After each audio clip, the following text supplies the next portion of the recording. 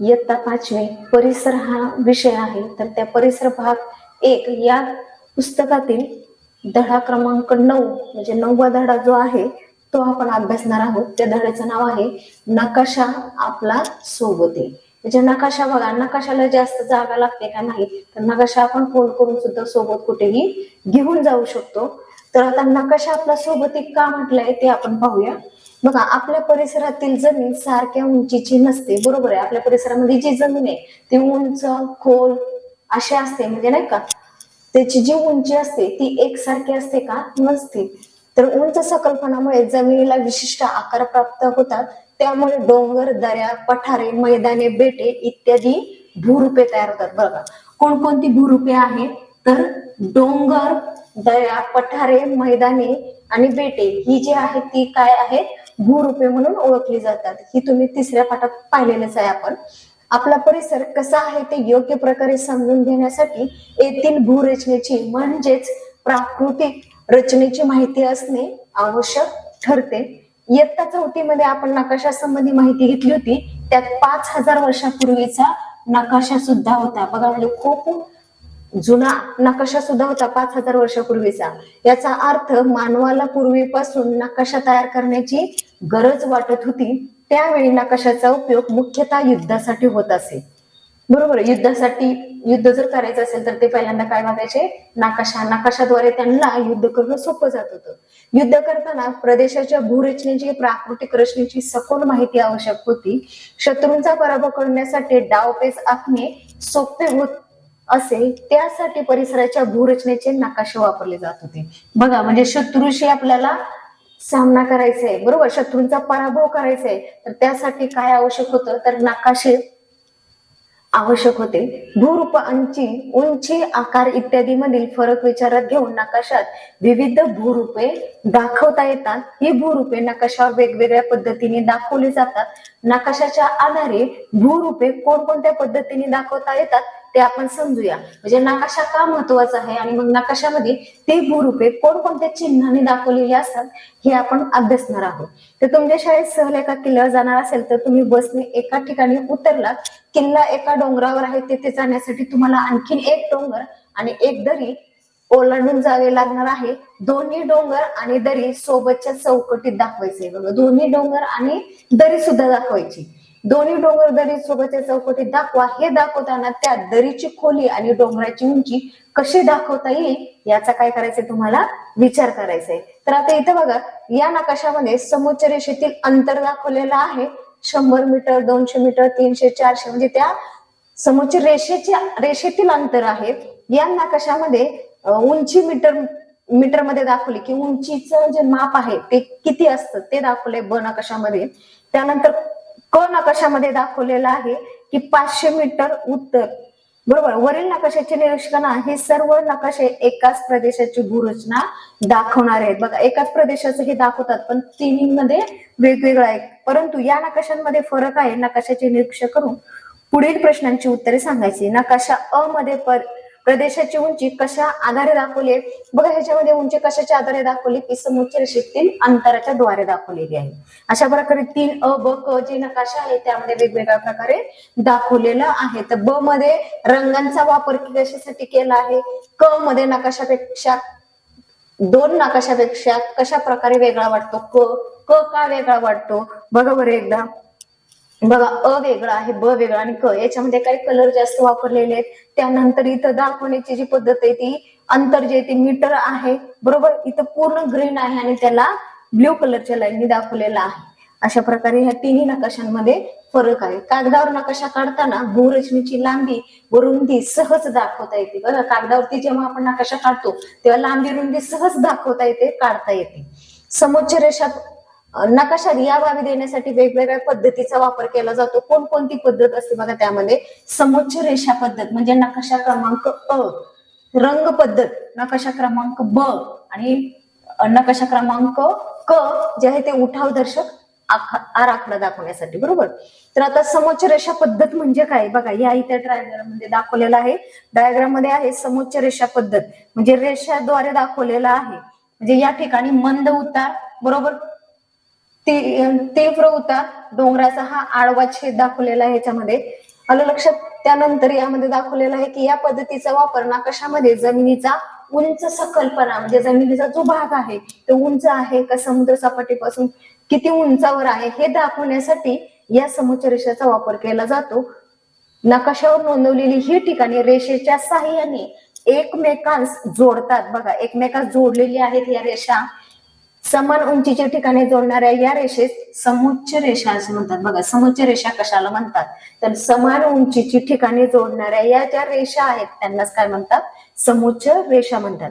नकाशा पाहायचंय, यामध्ये समान उंचीच्या ठिकाणाच्या आधारे रेषा काढलेल्या आहेत. या पद्धतीमुळे प्रदेशाचा उंच सकलपणा सहज लक्षात येण्यास मदत होते. आता पुढचं बघूया की समोच्च रेषामधील अंतर कमी असल्यास त्या ठिकाणचा उतार कसा असतो? तीव्र असतो. बघा, उतार. तर हे अंतर जास्त असल्यास जमिनीचा उतार कसा असतो? मंद असतो. हे लक्षात घ्या. आता रंग पद्धती दुसरी कुठली आहे? तर रंग पद्धत. रंग पद्धतीमध्ये काय सांगितलंय की ही समोच्च रेषावर आधारित पद्धत आहे. या पद्धतीत समोच्च रेषा दरम्यान रंग भरले जातात. म्हणजे ह्या ज्या रेषा असतात त्या रेषेच्या दरम्यान काय असतं? रंग म्हणजे कलर भरलेला असतो. प्रत्येक रंग हा उंचीनुसार ठरतो. जसे जलभागासाठी निळा म्हणजे प्रत्येक भागासाठी वेगवेगळे रंग ठरलेले आहेत आणि त्या रंगांमुळेच आपल्याला तो भाग किंवा त्या भागाचं नाव समजण्यास मदत होते. बघा, जलभाग म्हणजेच पाण्याचा भाग दाखवायचा असेल तर निळ्या रंगाने दाखवला जातो. तर त्याच्या लगतच्या जमिनीसाठी गडद हिरवा रंग दाखवला. हिरवा रंग म्हणजे हिरवं काय असतं? गवत असतं, म्हणजे ते जमिनीसाठी दाखवलेलं आहे. त्यापेक्षा जास्त उंचीच्या जमिनीसाठी फिक्कट हिरवा दाखवलेला आहे. त्याही पेक्षा उंचीच्या जमिनीसाठी कुठला दाखवलेला आहे? इथे पिवळा दाखवला आहे. बघा, सोबतच्या रंग तालिकेचे निरीक्षण. या इथे वेगवेगळे कलर दाखवलेले आहेत. तर त्या कलरच्या पुढेच उंची मीटर मध्ये पण दाखवलेला आहे की फरक आहे. बघा, रंगसंगतीत होणारा बदल लक्षात घ्यायचे. समोच्च रेषा दरम्यान वापरलेल्या रंगामुळे भूरचनेतील फरक काय होतो? चटकन लक्षात येतो. नकाशा ब सुद्धा पाहू शकता. आता उठावदर्शक आराखडा म्हणजे काय? तर ही सर्वात आधुनिक पद्धत आहे. ही कोणती पद्धत आहे? सर्वात आधुनिक. जुनी आहे का? नाही. त्यासाठी कृत्रिम उपग्रहाची मदत घ्यावी लागते. कृत्रिम उपग्रहाने पाठवलेल्या माहितीचा वापर करून हे नकाशे काढले जातात. नकाशा क पहा. उंचीनुसार भूरचनेत होणारे बदल या नकाशात थेट दिसतात. वरील पद्धतीचा वापर करून नकाशे तयार केल्यास प्रदेशाची प्राकृतिक रचना किंवा भूरचना अचूक समजते. अचूक समजते म्हणजेच योग्य समजते, बरोबर समजते. म्हणजेच उंची, खोली किंवा उतार इत्यादीची कल्पना येते. संगणकाच्या आधारे या नकाशावरील प्रत्येक बिंदूची उंची आपल्याला काय करता येते? पाहता येते, निरीक्षण करता येतं. प्राकृतिक नकाशाचा वापर लष्करी कारवाया, पर्यटन, गिरिभ्रमण मार्ग आखणे, परिसराच्या विकासाचे नियोजन करणे इत्यादीसाठी करता येतो. बघा, प्राकृतिक नकाशाचा वापर कशा कशासाठी केला जातो? तर लष्करी कारवायांसाठी, पर्यटनासाठी, गिरिभ्रमण मार्ग आखणे यासाठी काय केला जातो? की प्राकृतिक नकाशाचा वापर केला जातो. तर पुढे बघूया. वरील चौकटीत वेगवेगळ्या उंचीवरील ठिकाणी दिले आहेत. त्यातील समान उंचीवरील ठिकाणाचे बिंदू पहा. बघा, वेगवेगळ्या ठिकाणी वेगवेगळे दिलेले आहेत उंची आणि तिथं काय एक सिंबल म्हणजे रंग दिलेला आहे गोल करून गुलाबी कलरचा. ही कृती करताना तुम्ही नकाशामध्ये भूरूपे दाखवण्याची एक पद्धत वापरली आहे. ती कोणती? ती खाली रिकाम्या चौकटीमध्ये आपल्याला ती लिहायची आहे. बघा, नकाशा तयार करण्याच्या अनेक आधुनिक पद्धती आता विकसित झाल्या आहेत. त्यापूर्वी प्रकाश छाया पद्धतीचा वापर करून नकाशे तयार केले जात असत. सोबत दिलेला नकाशा आहे त्याचेच उदाहरण आहे. बघा, प्रकाश छाया पद्धत या पद्धतीने हा नकाशा तयार केलेला आहे. रंग पद्धतीचा वापर करून आणखीन एका पाठात नकाशा दिला आहे. तो कोणता ते शोधा आणि त्याचं शीर्षक म्हणजे टायटल त्या चौकटीमध्ये आपल्याला लिहायचं आहे. तुमच्या शाळेच्या किंवा घराच्या परिसरातील विविध गोष्टी दाखवणारा आराखडा तयार करायचा आहे. तुम्ही तयार केलेला आराखडा, मित्रांनी तयार केलेला आराखडा एकमेकांकडे पाहण्यासाठी द्यायचे. मित्रांच्या आराखड्यातील समजलेल्या बाबी व न समजलेल्या बाबींची वेगवेगळी काय करायची? आपल्याला लिस्ट बनवायची म्हणजेच यादी करायची. आराखड्यातील समजलेल्या व न समजलेल्या गोष्टींबाबत एकमेकांशी आपल्याला काय करायचंय? चर्चा करायची त्या विषयावरती. मित्रांनी तयार केलेल्या काही गोष्टी तुम्हाला का समजल्या नसतील यावर विचार देखील करायचा आहे. त्या नकाशाचा उपयोग अनेक जण करतात. फक्त एकटा माणूस करतो का? नाही, तर भरपूर जण नकाशाचा उपयोग करतात. आराखडा किंवा नकाशा यात विविध घटक दाखवले जातात. ते वेगवेगळ्या पद्धतीने दाखवले तर आराखडा किंवा नकाशा समजणे अवघड होते. म्हणूनच नकाशात दाखवलेले घटक सर्वांना सहजपणे समजावेत यासाठी चिन्हे व खुणांचा वापर केला जातो. बघा, नकाशांमध्ये कशाचा वापर जास्त करून केला जातो, तर चिन्ह आणि खुणांद्वारे आपल्याला पटकन कोणत्या प्रदेशात कोणत्या देशात काय आहे ते लगेच लक्षात येतं की चिन्ह व खुणा सर्वसाधारणपणे सर्वांना समजतील अशा विशिष्ट व समान पद्धतीने दाखवतात. आता सांकेतिक खुणा कोणत्या? बघा, नकाशात वेगवेगळ्या गोष्टी दाखवण्यासाठी संकेतानुसार वापरलेल्या खुणा ज्या असतात ते असतात सांकेतिक खुणा. तर या बहुधा कोणत्या आकृत्यांच्या असतात, तर भौमितिक आकृत्यांच्या स्वरूपात असतात. उदाहरणार्थ रेषा, म्हणजे रेषा एक तर सरळ, तिरपी, आडवी, उभी असे. वर्तुळ म्हणजेच गोल. त्यानंतर त्रिकोण म्हणजे हा असा त्रिकोण. त्यानंतर बिंदू म्हणजेच काय, डॉट. या भौमितिक जे आकृत्या आहेत त्या आकृत्यांच्या स्वरूपात सांकेतिक खुणा दाखवलेल्या असतात. कुठे? तर नकाशामध्ये. सांकेतिक चिन्ह, आता ह्या झाल्या आकृत्या म्हणजे खुणा झाल्या. आता सांकेतिक चिन्ह कोणकोणते बघूया. नकाशात वेगवेगळ्या गोष्टी दाखवण्यासाठी संकेतानुसार वापरलेली जी चिन्ह असतात ती चिन्ह म्हणजे त्या गोष्टीसाठी वापरलेली चित्ररूपातील लहान आकृती होय. उदाहरणार्थ देऊळ, मस्जिद, किल्ला आणि इत्यादी. आता यासाठी कोणकोणती चिन्हे आहेत तर पाहूया. चिन्हे व खुणांचा वापर केल्याने त्या ठिकाणाबाबत थोडक्यात अचूक म्हणजेच बरोबरी योग्य माहिती आपल्याला नकाशात वाचताना मिळते. चिन्हे व खुणा कशासाठी वापरले आहे ती माहिती नकाशाच्या सूचीत दिलेली आहे. तर आपल्याला इथे खालील काही चिन्ह दिलेले आहेत, खुणा ओळखायला सांगितलेत आणि त्यांची नावं ते समोरच्या चौकटीत आपल्याला लिहायची. आता ही चिन्ह कशासाठी वापरतात ते पाहूया. भारतीय सर्वेक्षण संस्थेने नकाशा तयार करताना वापरलेली काही चिन्हे व खुणा सोबत दिल्या आहेत, त्यांचा अभ्यास करा. बघा, ही नकाशा तयार करताना कोणत्या संस्थेने वापरले, तर भारतीय सर्वेक्षण संस्थेने नकाशा तयार करताना वापरलेली आहे. बघा, पी आणि ओ, म्हणजे पीओ जर असेल तर काय म्हणतात, तिथं टपाल कार्यालय म्हणून ओळखलं जातं. हे जे चिन्ह आहे तर हे चिन्ह कशाचं आहे, तर बंदरचं चिन्ह आहे. हे जे चिन्ह आहे ते आहे दीपगृह. हे चिन्ह आहे किल्ला. किल्ल्यासाठी बघा चिन्ह कोणतं आहे, हे चिन्ह आहे स्मशानभूमी आणि हे आहे आंतरराष्ट्रीय सीमा. पुढचं आहे 1967 आणि तलवारीसारखा दिसतं ते आहे युद्धभूमी. त्यानंतर आहे लोहमार्ग, विहीर, झरा. त्यानंतर ट्रायंगल 200 लिहिलेले, स्थानिक उंची, वस्ती, गवत, समुच्च रेषा, तलाव, रस्ता, खान, आरेफ म्हणजेच राखीव वने. आता भारतीय सर्वेक्षण संस्था ही भारतातील नकाशा तयार करणारी कुठली संस्था आहे, तर मुख्य संस्था आहे.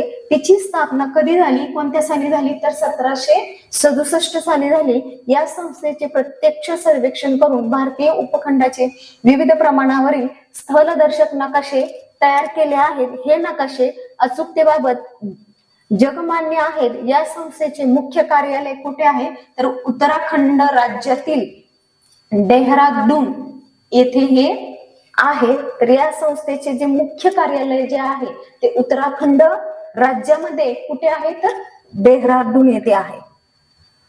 पुढे पाहूया. बघा, इथे दाखवलेले आहेत आता जे आपण अभ्यासलेलं आहे. बघा, हेच चिन्ह आहेत आणि ह्या चिन्हांच्या पुढे आपल्याला काय लिहायची, त्यांची नावं लिहायची आहेत. बरोबर. आता या धड्याच्या खाली काही स्वाध्याय दिले, प्रश्न दिले, ती प्रश्नांची उत्तरे तुम्हाला लिहायची आहेत. तर यामध्ये आपण काय शिकलो या धड्यामध्ये, तर भूरूपांची ओळख शिकले की भूरूपे कोणती आहेत, त्यांची नावे काय, प्राकृतिक रचना नकाशात दाखवण्याच्या पद्धती कोणकोणत्या आहेत, प्रकार कोणते आहेत, त्यांची नावं काय आहेत, उंची व खोलीसाठी रंगांचा कोणता वापर केला जातो, सांकेतिक चिन्हे व खुणांचा वापर कशासाठी केला जातो.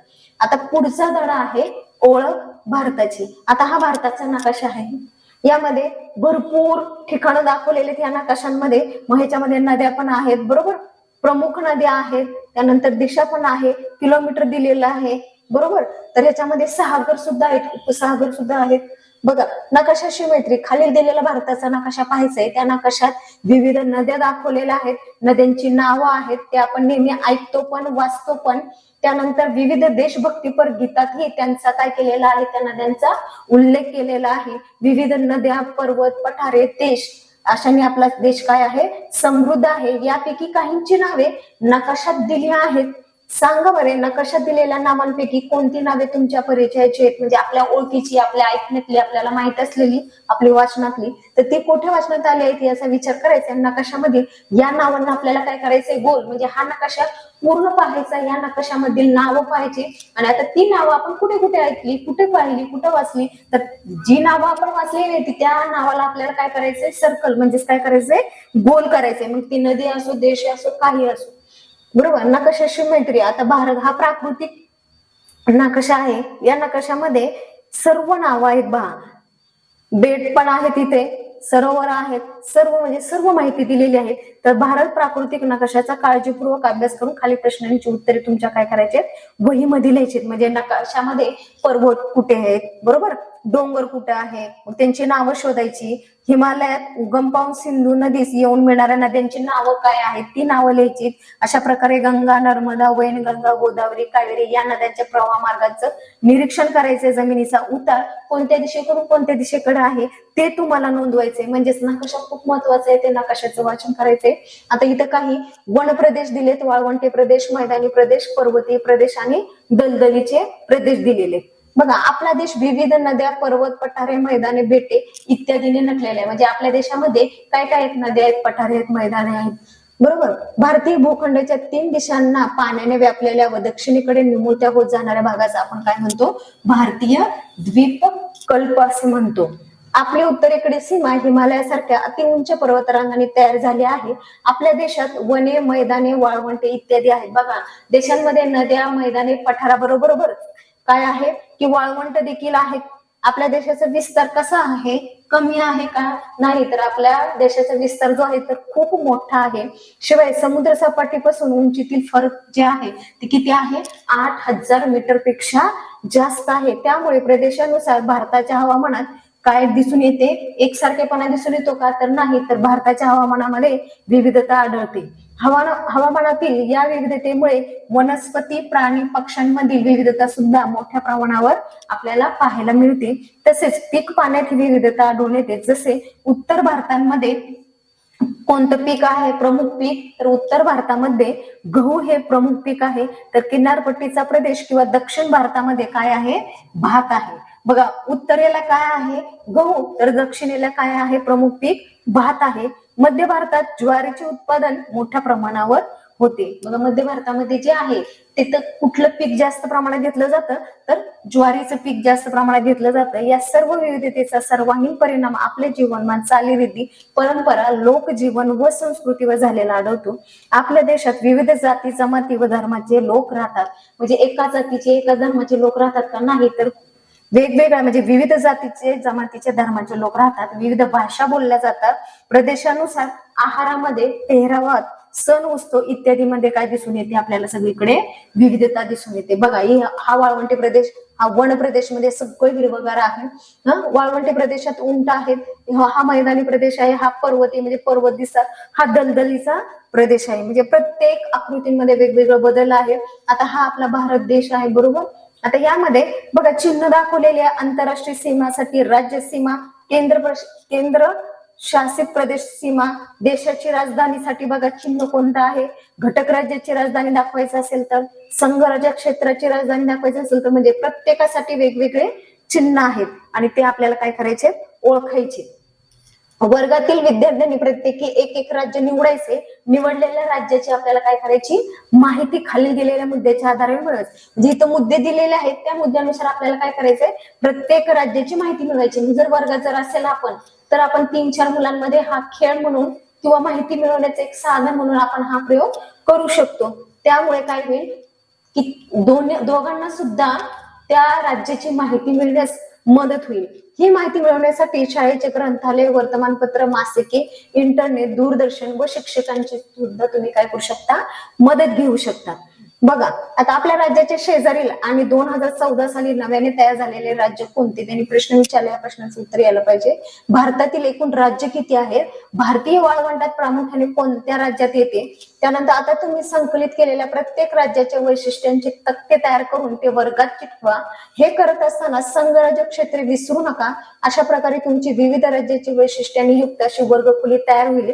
भारतातील विविध प्रदेशांनुसार पिकांच्या उत्पादनात ही आपल्याला काय दिसेल की फरक आढळेल. बाजारात किंवा दुकानात आपल्याला मिळणाऱ्या काय काय मिळतं बरोबर, चहा, कॉफी, संत्री, आंबे इत्यादी ज्या वस्तू नेमक्या मोठ्या उत्पादित होतात त्या आपल्यापर्यंत कशा पोहोचतात हे आपण पुढील पानावरील कशावरून समजून घेऊयात.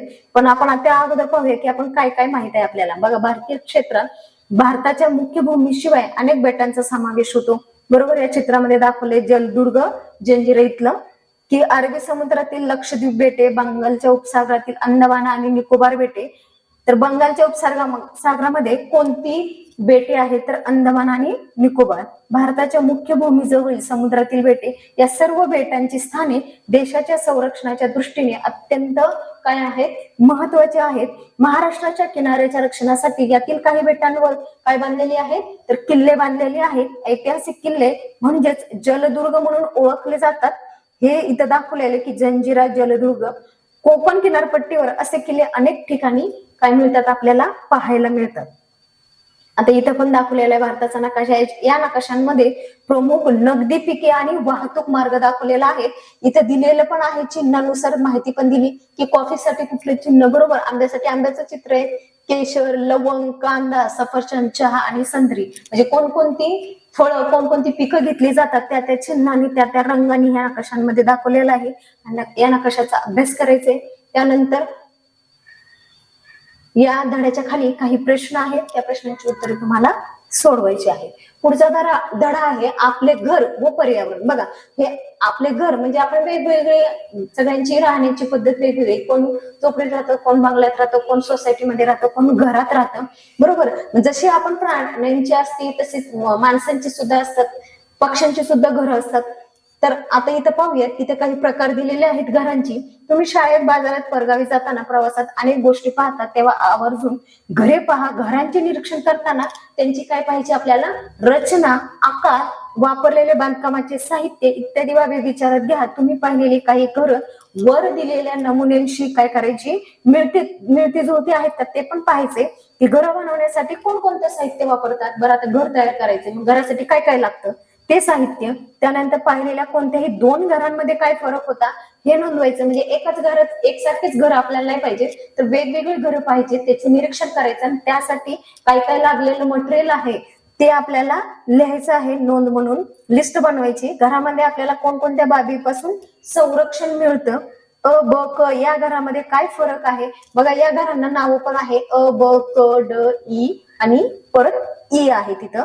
वरीलपैकी कोणती घरे प्रामुख्याने शहरी भागात आढळतात. बघा, यापैकी कुठली घरं शहरी भागात आढळतात आणि कोणती घरं प्रामुख्याने ग्रामीण म्हणजेच खेडेगावामध्ये आढळतात, ती घरं पाहायची. आणि ती घरं पाहिल्यानंतर ती ओळखायची सुद्धा आहे. तुमच्या परिसराचा व हवामानाचा विचार करून योग्य घराजवळ चौकटीत आपल्याला ही जी चौकट दिलेली आहे प्रत्येक घराच्या तिथं काय करायचे, राईट म्हणजे अशी बरोबर अशी काय करायची, खूण करायची. तर चित्रातून आपण घरांचे विविध प्रकार पाहिलेत. बघा, किती प्रकार आहेत, हे 6 प्रकार आहेत.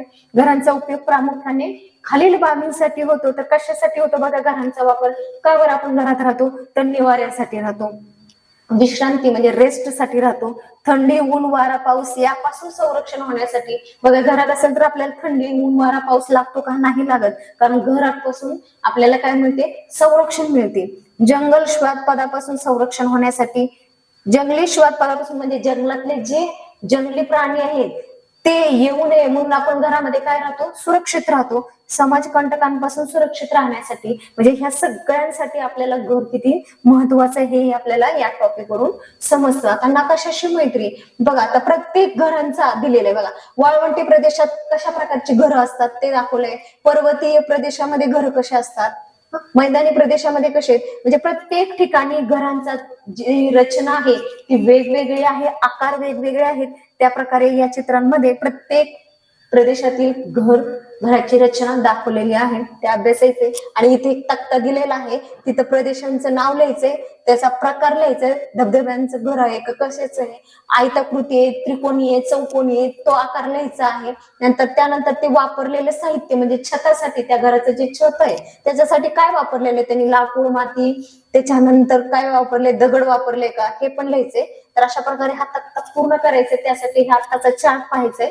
त्या प्रदेशात असलेल्या हवामानानुसार उपलब्ध नैसर्गिक साधन संपत्तीचा उपयोग करून माणसाने घरे बांधलेली आढळतात. घरांच्या प्रकारात, रचनेत, बांधण्यासाठी वापरलेल्या साहित्यात काय दिसते आपल्याला? विविधता दिसते, कारण घरं वेगळी म्हणजे साहित्य सुद्धा वेगवेगळं वापरलेलं आहे. घरांचे वेगवेगळे प्रकार पाहायला मिळाले. प्रत्येकाला हवा, अन्न, पाणी, वस्त्र व निवाऱ्याची गरज असते. बघा, घरं जरी वेगवेगळी असतील तरी त्या घरामध्ये राहणाऱ्या प्रत्येक माणसांची जी मूलभूत गरज आहे की हवा, अन्न, पाणी, वस्त्र म्हणजे अन्न, वस्त्र, निवारा, ह्या ज्या मूलभूत गरजा आहेत ते तर त्यांना सर्वांना पाहिजे, सेमच आहे. परंतु या गरजांची पूर्तता सर्वांच्या बाबतीत होतेच असे नाही, म्हणजे सगळ्यांनाच या सोयी सुविधा मिळतात असे नाही, काही प्रमाणात कमी जास्त होतात. त्यामुळे खालील बाबी घडतात. काय घडतं बघू. निवारा नसलेले अनेक लोक आपल्या अवतीभोवती दिसतात. बघा, आता ह्यांना घर नाही तर हे काय करतात? रस्त्यांवरती असे छोटेसे तंबू ठोकून काय करतात? राहतात. ही सुद्धा काय आहेत? माणसेच आहेत. असे लोक रस्त्याच्या बाजूला, माळरानावर, पदपथावर, फुलाखाली, पडक्या इमारतीमध्ये, रेल्वे स्टेशन किंवा बस स्थानके अशा ठिकाणी निवारा करून राहतात. या चित्रांमध्ये पाहत असाल तुम्ही की उपजीविकेचे साधन मिळत नसल्यामुळे किंवा ते पुरेसे नसल्यामुळे अनेकांना काय व्हावं लागतं? बेघर व्हावे लागते. बेघर असणे ही एक सामाजिक काय आहे? समस्या आहे, म्हणजेच प्रॉब्लेम आहे की बेघर असणे म्हणजेच घर नसणे. शासन अशा व्यक्तींना घरे बांधून देण्यासाठी अनेक योजना राबवते. काही शहरांमध्ये शासनामार्फत बेघरांसाठी रात्र निवारे सुद्धा उपलब्ध केले जातात. बघा, बेघर होण्याची कारण कोणकोणती आहेत इथे या डायग्रामद्वारे दाखवलेली आहेत. आपल्याला विचारलं जातं की बेघर होण्याची कारणे कोणकोणती, तर आपण 1 2 3 4 असे पॉइंट नुसार हे दाखवू शकतो किंवा असा डायग्रामने सुद्धा हे कारणे दाखवू शकतो. मग कुठले? की अपुरे आर्थिक उत्पन्न म्हणजे पैसे नसणे, बेरोजगारी, काम नसणे, शारीरिक व मानसिक आजार काहीतरी असतो त्यांना, शारीरिक तर असतो किंवा मानसिक तरी रुग्ण असतात ते, नैसर्गिक आपत्ती, त्यानंतर दारिद्र्य, परवडणाऱ्या घरांचा अभाव, म्हणजे जास्त घरभाडं असेल तर आपल्याला घर घेणं पॉसिबल नाही, मग त्यामध्ये काय करतात? घर तर मिळत नाही, तेवढा आपला खर्च पण होत नाही, आपल्याकडे पैसे नाही, म्हणून ते काय करतात? रस्त्यावरती वगैरे जिथं जागा मिळेल तिथं तंबू ठोकून ते राहतात. स्वच्छ पाणी, पुरेसे अन्न, निवारा व शिक्षण हे आपले काय आहेत? हक्क आहेत. म्हणजे अन्न पण पाहिजे, पाणी पण पाहिजे, शिक्षण पण पाहिजे आणि निवारा सुद्धा पाहिजे. ह्या काय आहेत? आपले मूलभूत हक्क आहेत. अजितच्या घरासमोर बांधकाम सुरू आहे, त्यामुळे मोठ्या प्रमाणावर आवाज होतो व धूळ पसरते. अजितला व त्याच्या घरातल्यांना याचा खूप त्रास होत आहे. या समस्येतून मार्ग काढण्यासाठी अजितने काय करावे? आता एक समस्या सांगितलेली आहे की अजित नावाचा मुलगा आहे, त्याच्या घरासमोर बांधकाम चालू आहे, तिथल्या बांधकामामुळे आवाज होतो, त्यानंतर धूर येतो, तर मग त्यांनी काय केलं पाहिजे? हे असा हा प्रश्न विचारलेला आहे. इथं काही चित्र दाखवलेली आहेत. माणसांच्या निवाऱ्यात काळानुसार होत गेलेले बदल, म्हणजे सुरुवातीला घर कसे होते आणि जसजसं माणसाची प्रगती झाली तसतसे घरांमध्ये पण बदल झालेला आहे, हे या चित्रांमध्ये दाखवलेलं आहे. इमारतीचे बांधकाम चालू असलेल्या एखाद्या ठिकाणाला भेट द्या, म्हणजे ज्या ठिकाणी बांधकाम चालू आहे इमारतीचं, फ्लॅटचं वगैरे, तर तिथे जाऊन आपण तिथे भेट द्यायची, म्हणजे जायचं, स्वतः प्रत्यक्षात जाऊन पाहायचं. जसे ते या चित्रांमध्ये पाहत आहेत मुलं की तिथं बांधकाम चालू आहे, बांधकामच्या ठिकाणी ते गेलेले आहेत आणि तिथे गेल्यानंतर तेथील प्रदूषणांची माहिती सुद्धा घ्यायची. म्हणजे बघा, तिथं त्या बांधकामासाठी लागणारं साहित्य काय काय, विटा, सिमेंट, लोखंड, लाकूड, मग ते किती लागलेलं आहे ते लिहायचे, पाणी, खडी, काच, फरशी, वाळू, कौल, पत्रा, आणि ह्या सगळ्यांची यादी करायची आपल्याला. ते पण कधी करायचंय की असंच मनाने लिहायचं नाहीये, तर प्रत्यक्षात जाऊन भेट देऊन आपल्याला लिहायचं आहे. मानवाची घरे कितीही वेगवेगळ्या प्रकारची असली तरी प्रत्येकाला स्वतःची घराची काय असते? ओढ असते की मला एक माझं स्वतःच एक घर असावं. कारण घर हे केवळ दारे, खिडक्या, भिंती, छप्पर यांनी तयार होत नाही, तर घरातील माणसे, त्यांचा स्नेह, एकमेकांबद्दलची आत्मीयता, यामुळे घराला काय येतं? घर पण येतं. नुसतं छत आहे, 4 भिंती आहेत, खिडकी, दरवाजे बसवले, घर झालं असं नाही, तर घरातील त्या माणसांमध्ये स्नेह, प्रेम भावना असेल तर घरामध्ये काय असते? आत्मिकता वाढते आणि असते प्रत्येक माणसांमध्ये. आता खाली चित्राच्या आधारे पर्यावरण प्रदूषण आपण यावर चर्चा करूया. वाळूचा उपसा करणारी बोट आहे, वन कटाई आहे, म्हणजे झाड कट करण्याची मशीन आहे इथे, डोंगर पोखरणे ही सुद्धा मशीनच आहे, पाण्याचा उपसा करण्यासाठी तिथे मोटर्स लावलेली आहे, वनवा म्हणजे जंगलामध्ये काय लावलेलं आहे? जाळ लावलेला आहे, वनवा दिसतो तिथं. तर जगाची लोकसंख्या सातत्याने वाढत आहे. बघा, जगामध्ये जी लोकसंख्या आहे ती कमी होते का? नाही, तर दिवसेंदिवस ती वाढत जाते. मोठ्या संख्येने घरे बांधली जात आहे. घरे बांधण्यासाठी मोठ्या प्रमाणावर नैसर्गिक साधन संपत्ती वापरली जातात. ही साधने मिळण्यासाठी खालील बाबी केल्या जातात. त्यामुळे जल, वायू, ध्वनी, मृदेचे काय होते? प्रदूषण. बघा, प्रदूषणाचे मुख्य घटक कोणकोणते आहेत? तर जल आहे, वायू आहे, ध्वनी आहे आणि मृदा म्हणजेच जमीन. डोंगर पोखरणे, समुद्र किनाऱ्यावर तसेच नदी पात्रातून काय करणे, वाळू उपसा करणे, जमिनीतून दगड माती काढणे, जमिनीतील पाण्याचा अतिरेक उपसा करणे, जमीन पोकळी करण्यासाठी झाडे तोडणे, तळी, ओढे, नद्या, खाड्या व सकल भागात भर घालून जमीन तयार करणे, शेती व इतर उपयोगासाठी असलेली जमीन वाढत्या शहरीकरणामुळे वस्त्या व रस्ते उभारणीसाठी वापरली जाते. शेतीसाठी जमीन कमी पडू लागल्याने वनांसाठी राखलेली जमीन ही शेतीसाठी काय केली जातात, वापरली जातात. त्यामुळे मोठ्या प्रमाणावर वृक्षतोड होऊन वनांचा प्रदेश काय होतो, कमी कमी होत जातो. कारण तिथली जर झाडं तोडली तर वन राहतील का त्या ठिकाणी, तर नाही. तर घरासाठी लागणारे साहित्य तयार करण्यासाठी ऊर्जेचा वापर करावा लागतो. मातीपासून विटा, चुनखडीपासून सिमेंट, वाळूपासून काच बनवणे इत्यादीसाठी ऊर्जेचा मोठ्या प्रमाणावर वापर केला जातो. बघा कशापासून काय तयार केलं जातं यावर पण प्रश्न असतो की मातीपासून काय तयार केलं जातं, तर वीट, चुनखडीपासून सिमेंट आणि वाळूपासून काय तयार केली जाते, काच बनवली जाते. ऊर्जा निर्माण करण्यासाठी आपण कोळसा, नैसर्गिक वायू, खनिज तेल यासारखी नैसर्गिक इंधने काय करतो, वापरतो. ही इंधने एकदा वापरली की संपतात. या ऊर्जा स्रोताचा ज्वलनातून वायू प्रदूषण ही होते. ऊर्जा स्रोत निसर्गात निर्माण होण्यासाठी लाखो वर्ष लागतात. बघा किती वर्ष लागतात, 1, 2, 3, 4 नाही तर लाखो वर्ष लागतात. त्यामुळेच मुबलक प्रमाणात उपलब्ध असलेल्या प्रदूषण न करणाऱ्या सौर ऊर्जा, पवन ऊर्जा यासारख्या ऊर्जा स्रोताचा वापर वाढवायला हवा. हे संपुष्टात न येणारे ऊर्जा स्रोत आहेत. सर्व सजीवांना निवाऱ्याची आवश्यकता असते, बरोबर आहे. माणसाप्रमाणेच इतर काही सजीवही पर्यावरणातील विविध साधनांचा वापर करून काय करतात, निवारा तयार करतात. म्हणजे ते पक्षी असो, प्राणी असो, माणसं असो, ते आपल्या आपल्या संरक्षणासाठी काय करतात, आपलं आपलं घर बांधतात. त्यांचे निवारे पर्यावरण पूरक व तात्पुरते असतात. हे आपण मागील येथे पाहिले. अशी पर्यावरण पूरक परंतु कायमस्वरूपी घरे आपल्याला सुद्धा बनवता आली पाहिजेत. आता इथं पहा, इथे चित्र दाखवलंय पर्यावरण पूरक घर कसं आहे. त्याच्यानंतर पाण्याखालील निवारा, बरोबर. तर आता बघा पर्यावरण पूरक घराची काही वैशिष्ट्य आहेत. आता या घराचं वैशिष्ट्य काय आहे, तर नैसर्गिक साधनाचा कमीत कमी वापर, बायोगॅस, पवन ऊर्जा, सौर ऊर्जा यासारख्या अपारंपरिक ऊर्जा साधनांचा वापर, पाण्याचा पुनर्वापर, टाकाऊ वस्तूंचा देखील वापर. बघा पाण्याचा सुद्धा पुनर्वापर केलाय, टाकाऊ वस्तूंचा सुद्धा पुनर्वापर केलाय. कृत्रिम साहित्य व रंगांचा अभाव, घरांमध्ये नैसर्गिक प्रकाश व हवा खेळती राहण्याची सोय केलेली आहे या प्रकारच्या घरांमध्ये. आता पाण्याखालील निवारा बघा, जलपर्यटन हा एक महत्वाचा व्यवसाय झालाय. बघा कोणकोणता व्यवसाय असतो माहितीये ना, तर त्यापैकी जलपर्यटन जे आहे तो पण एक महत्वाचाच व्यवसाय आहे. काही ठिकाणी पर्यटकांचे निवारे समुद्राखाली तयार केले आहेत. या निवाऱ्यातून समुद्राच्या तळाचे तसेच तेथील मनोहारी सागरी जीवनाचे दृश्य प्रत्यक्ष अनुभवता येते. असे निवारे युरोप, उत्तर अमेरिका येथील किनारी भागात पाहायला मिळतात. बघा अशा प्रकारचे निवारे कुठल्या कुठल्या ठिकाणी भेटतात, तर युरोप, उत्तर आणि अमेरिका या ठिकाणी भेटतात. जलभाग बुजवून तयार केलेला हा प्रदेश सखल भागात असल्याने आजही अतिवृष्टी या भागात पाणी साचतं. बघा मुंबई सारखं शहर आहे, हे 7 बेटावर वसलेले शहर आहे, बरोबर. मुंबई शहर किती बेटावर वसलेलं आहे, तर 7 बेटांवर. या बेटांच्या दरम्यान असलेल्या जलभागावर दगड व मातीचे भराव घालून जमीन तयार केली गेली. नंतर त्यावर वस्ती, रस्ते व उद्योग विकसित झालेले आहेत. बघा 7 बेटांचा समूह हे मुंबई शहर आणि हे आहे बृहन्मुंबई महानगर. आता आपण काय शिकलो बरं, प्रदेशातील हवामानाच्या बदलानुसार घर बांधणीसाठी विविधता, म्हणजे वेगवेगळी घरं, त्यानंतर त्या घरांची रचना, त्यासाठी साहित्य कोणकोणतं, बरोबर. आणि ऊर्जेचा वापर तारतम्याने करावा. नैसर्गिक ऊर्जा स्रोताचा वापर वाढवणे गरजेचे आहे. पर्यावरण पूरक घरांची निर्मिती आवश्यक आहे. पर्यावरणाची हानी होणार नाही याकडे लक्ष देणे अत्यंत गरजेचं आहे. अशा प्रकारे ही माहिती या धड्यांमध्ये दिली आहे. तर पक्षी आपल्या घरट्यांचा वापर कशासाठी करतात, पर्यावरणाची हानी टाळून घरे बांधण्यासाठी आपल्याला काय काय करता येईल, तुम्हाला सुचणाऱ्या उपायांबाबत वर्गांमध्ये काय करायचे, आपल्याला एकमेकांसोबत चर्चा करायची. आता इथं पण घरं दाखवलेली आहेत. अशा प्रकारे इथं प्रश्न दिलेले आहेत, ते प्रश्न तुम्हाला सोडवायचे आहेत. पुढचं आहे सर्वांसाठी अन्न.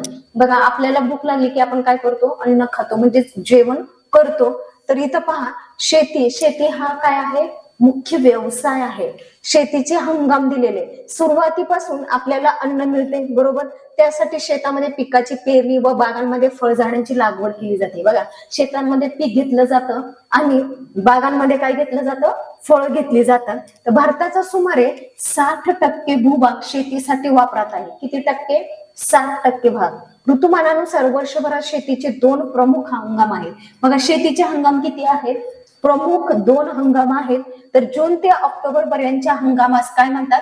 खरीप हंगाम म्हणतात. बघा प्रश्न विचारला जातो की खरीप हंगाम कशाला म्हणतात, त्याची व्याख्या. तर जून ते ऑक्टोबर पर्यंतचा जो हंगाम असतो त्या हंगामाला खरीप हंगाम म्हणतात.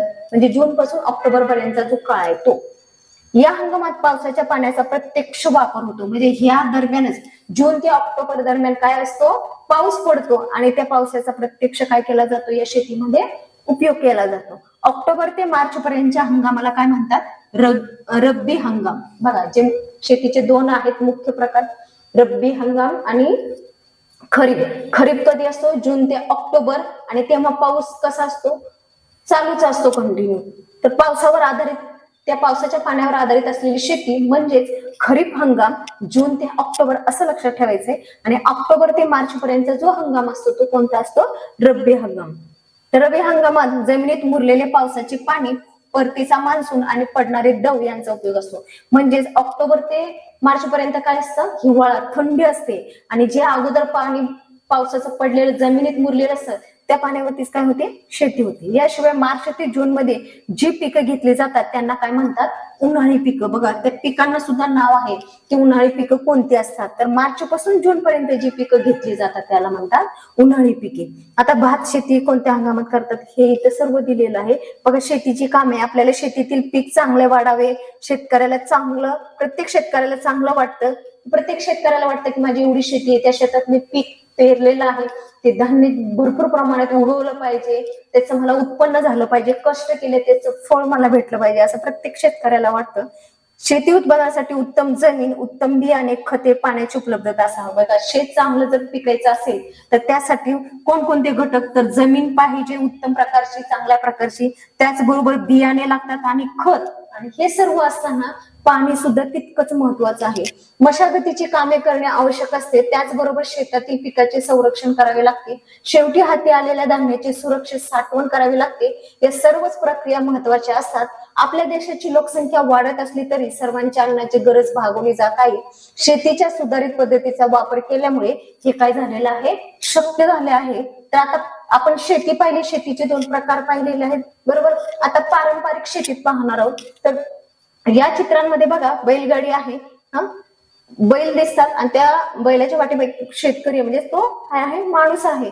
आणि ह्या चित्रांमध्ये पाहिल्यानंतर लक्षात येतं की ही कोणत्या प्रकारची शेती आहे, बरोबर. पारंपरिक पद्धतीची शेती आहे. बघा पूर्वापार पद्धतीने शेती करताना बैलाने ओढायचे नांगर, औत वापरत, तसेच शेताला पाणी देण्यासाठी मोटेचा वापर होत असे. बघा हे पाणी देण्यासाठी या प्रकारे अशी औत म्हणजेच काय आहे? तर बैल आणि नांगर ओढून औत वापरून काय केलं जातं? पाणी पुरवलं जातं. बघा कापणी, मळणी इत्यादी कामे शेतकऱ्यांचे कुटुंबीय स्वतः किंवा बैलाच्या मदतीने करतात. बघा जे शेतकरी त्यांच्या घरामध्ये जेवढे काही मुलं, मोठी माणसं असतील त्या सगळ्यांच्या मदतीने त्यांनी काय करतात? शेतातील धान्याची कापणी, मळणी वगैरे करून सगळी कामं करतात किंवा बैलाच्या मदतीने करतात. आता शेतकरी ही सर्व कामे यंत्राच्या सहाय्याने करत आहे. पूर्वी सगळे काय करायचे? बैलाच्या किंवा स्वतः माणसं करायचे. आता काय निघाले? आधुनिक पद्धतीने मशीन निघालेले आहेत, यंत्र निघाले, त्या पद्धतीने शेतकरी काय करतं? शेताचे धान्य काढतं. तर शेतीची सुधारित तंत्रज्ञान, सुधारित बियाणे. बघा पूर्वी एका हंगामात तयार झालेल्या पिकाचे बियाणे सुरक्षित ठेवून पुढील हंगामात वापरण्याची पद्धत होती. तर या वर्षी एवढे छान पीक आहे, धान्य आहे, मग त्यातला अर्ध वापरायचं, अर्ध ठेवायचं आणि तेच धान्य पुढच्या वर्षी परत शेतात पेरायचं. अशा प्रकारे ते साठवून ठेवत होते. त्यापासून मिळणारे उत्पन्न कमी असे आता संशोधन करून सुधारित बियाणे तयार केले जाते. ज्वारी, गहू, भात, भुईमूग अशा प्रत्येक पिकाचे सुधारित बियाणे बाजारात मिळते. ही बियाणे अधिक पीक देतात, किडीला बळी पडत नाहीत. म्हणजेच बघा मोठ्या प्रमाणात काय काय पेरलं जातं? तर ज्वारी, गहू, भात, भुईमूग म्हणजे शेंगा. तसेच काही बियांपासून पिकांची वाढ झाल्याने झपाट्याने होते. काही बियाणे कमी पाण्यात ही भरघोस पीक देतात. काही पिकांना जास्त पाणी लागतं, काही पिकांना कमी पाणी लागतं. सिंचनाच्या आधुनिक पद्धती, योग्य वेळी पुरेसे पाणी मिळाले तर पिकांची वाढ चांगली होते. पावसाबरोबरच नदी, तलाव, विहीर यातील पाण्याचा उपयोग शेतीसाठी केला जातो. म्हणजे पावसाचंही पाणी, पाऊस जर नसेल तर विहिरीचं पाणी त्या शेतीसाठी वापर केला जातो. नद्यांवर धरणे बांधून तसेच पावसाचे पाणी अडवून पाणी साठा केला जातो. बघा, नद्यांवरती धरणं बांधलं जातं का? कारण पावसाचं पाणी साठवून ते परत वापरण्यात यावं म्हणून. पिकाला पाटाने पाणी देण्याची पूर्वापार पद्धत आहे, परंतु या पाटातून वाहणाऱ्या पाण्यापैकी बरेच पाणी जमिनीत जिरते किंवा त्याचे बाष्पीभवन होते, त्यामुळे खूप पाणी वाया जाते. आता सिंचनाच्या आधुनिक पद्धतीचा वापर केला जाते. बघा, सिंचन पद्धतीने पाण्याचा वापर केला जातो, यामुळे पाण्याची बचत होते. ठिबक सिंचन बघा इथं दाखवलेलं आहे. बघा, ठिबक सिंचन चित्रामध्ये, की ठिबक सिंचन आणि तुषार सिंचन या सिंचनाच्या आधुनिक पद्धती आहेत. ह्या कोणत्या पद्धती आहेत? पारंपरिक आहेत का? नाही, तर या कोणत्या आहेत? आधुनिक पद्धती आहेत. या पद्धतीमुळे काय होतं? पाण्याचा कमी वापर होतो, म्हणजे पाण्याची कमी बचत होती. म्हणजे पाणी जास्त वाया जातं का? नाही, तर पाण्याची बचत होते. ठिबक सिंचन पद्धतीमुळे छिद्रे असलेल्या नलिका वापरतात व इथे छिद्र असताना त्या नलिकेतून ते पाणी येतं, त्यामुळे पिकांच्या मुळाशी आवश्यक तेवढेच पाणी ठिबकते, त्यामुळे उपलब्ध पाण्याचा पुरेपूर काय होतो? वापर होतो. तुषार सिंचन पद्धत बघा, इथं जे आहे ते ठिबक सिंचन आहे आणि इथं दाखवलेलं आहे या चित्रामध्ये की तुषार सिंचन पद्धत.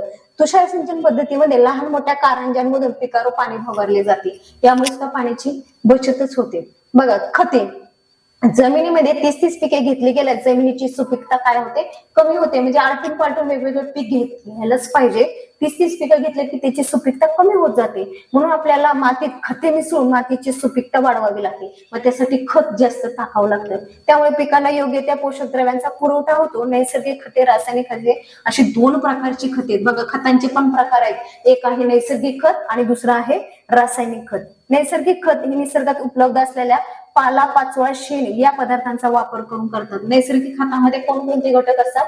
तर पाला, पाचोळा आणि शेण यापासून नैसर्गिक खत तयार केलं जातं. तर रासायनिक खत म्हणजेच कृत्रिम खत, या खतामध्ये शेतीला उपयुक्त अशा विविध रासायनिक घटकांचे नेमक्या प्रमाणात केलेले मिश्रण म्हणजे रासायनिक असतं सर्व.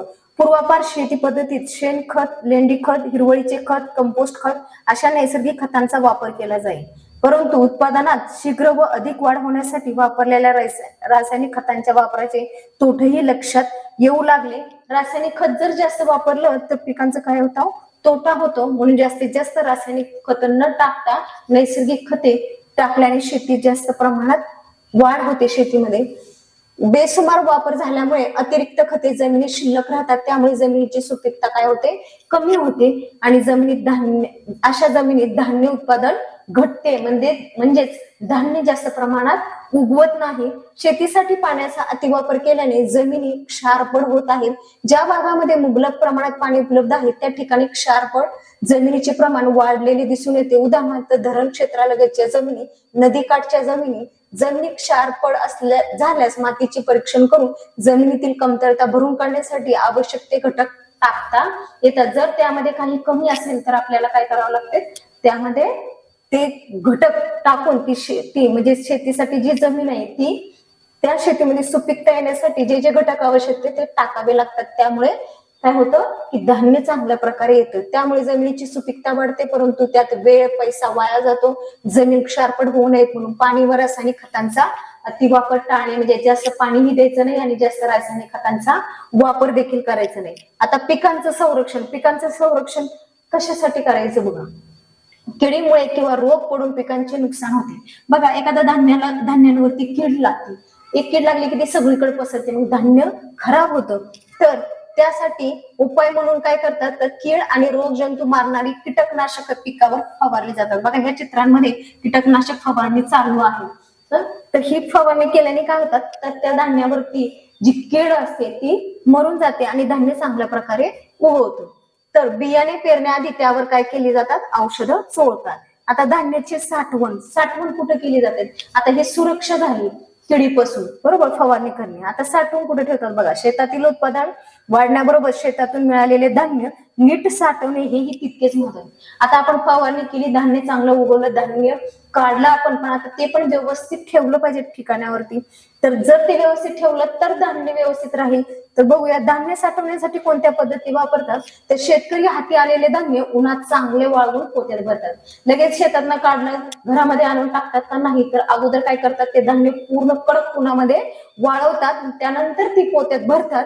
ही पोती घरात किंवा विक्रीनंतर गोदामामध्ये किंवा दुकानांमध्ये मोठ्या प्रमाणामध्ये काय केली जातात, साठवली जातात. कारण घरामध्ये तेवढी जागा नसते म्हणून गोदामामध्ये ती ठेवली जातात. साठवलेल्या धान्याची नासाडी 2 प्रकाराने होते. बघा, जर हे या चित्रामध्ये दाखवले साठवलेलं धान्य एकावर एक पोते ठेवलेले आहेत.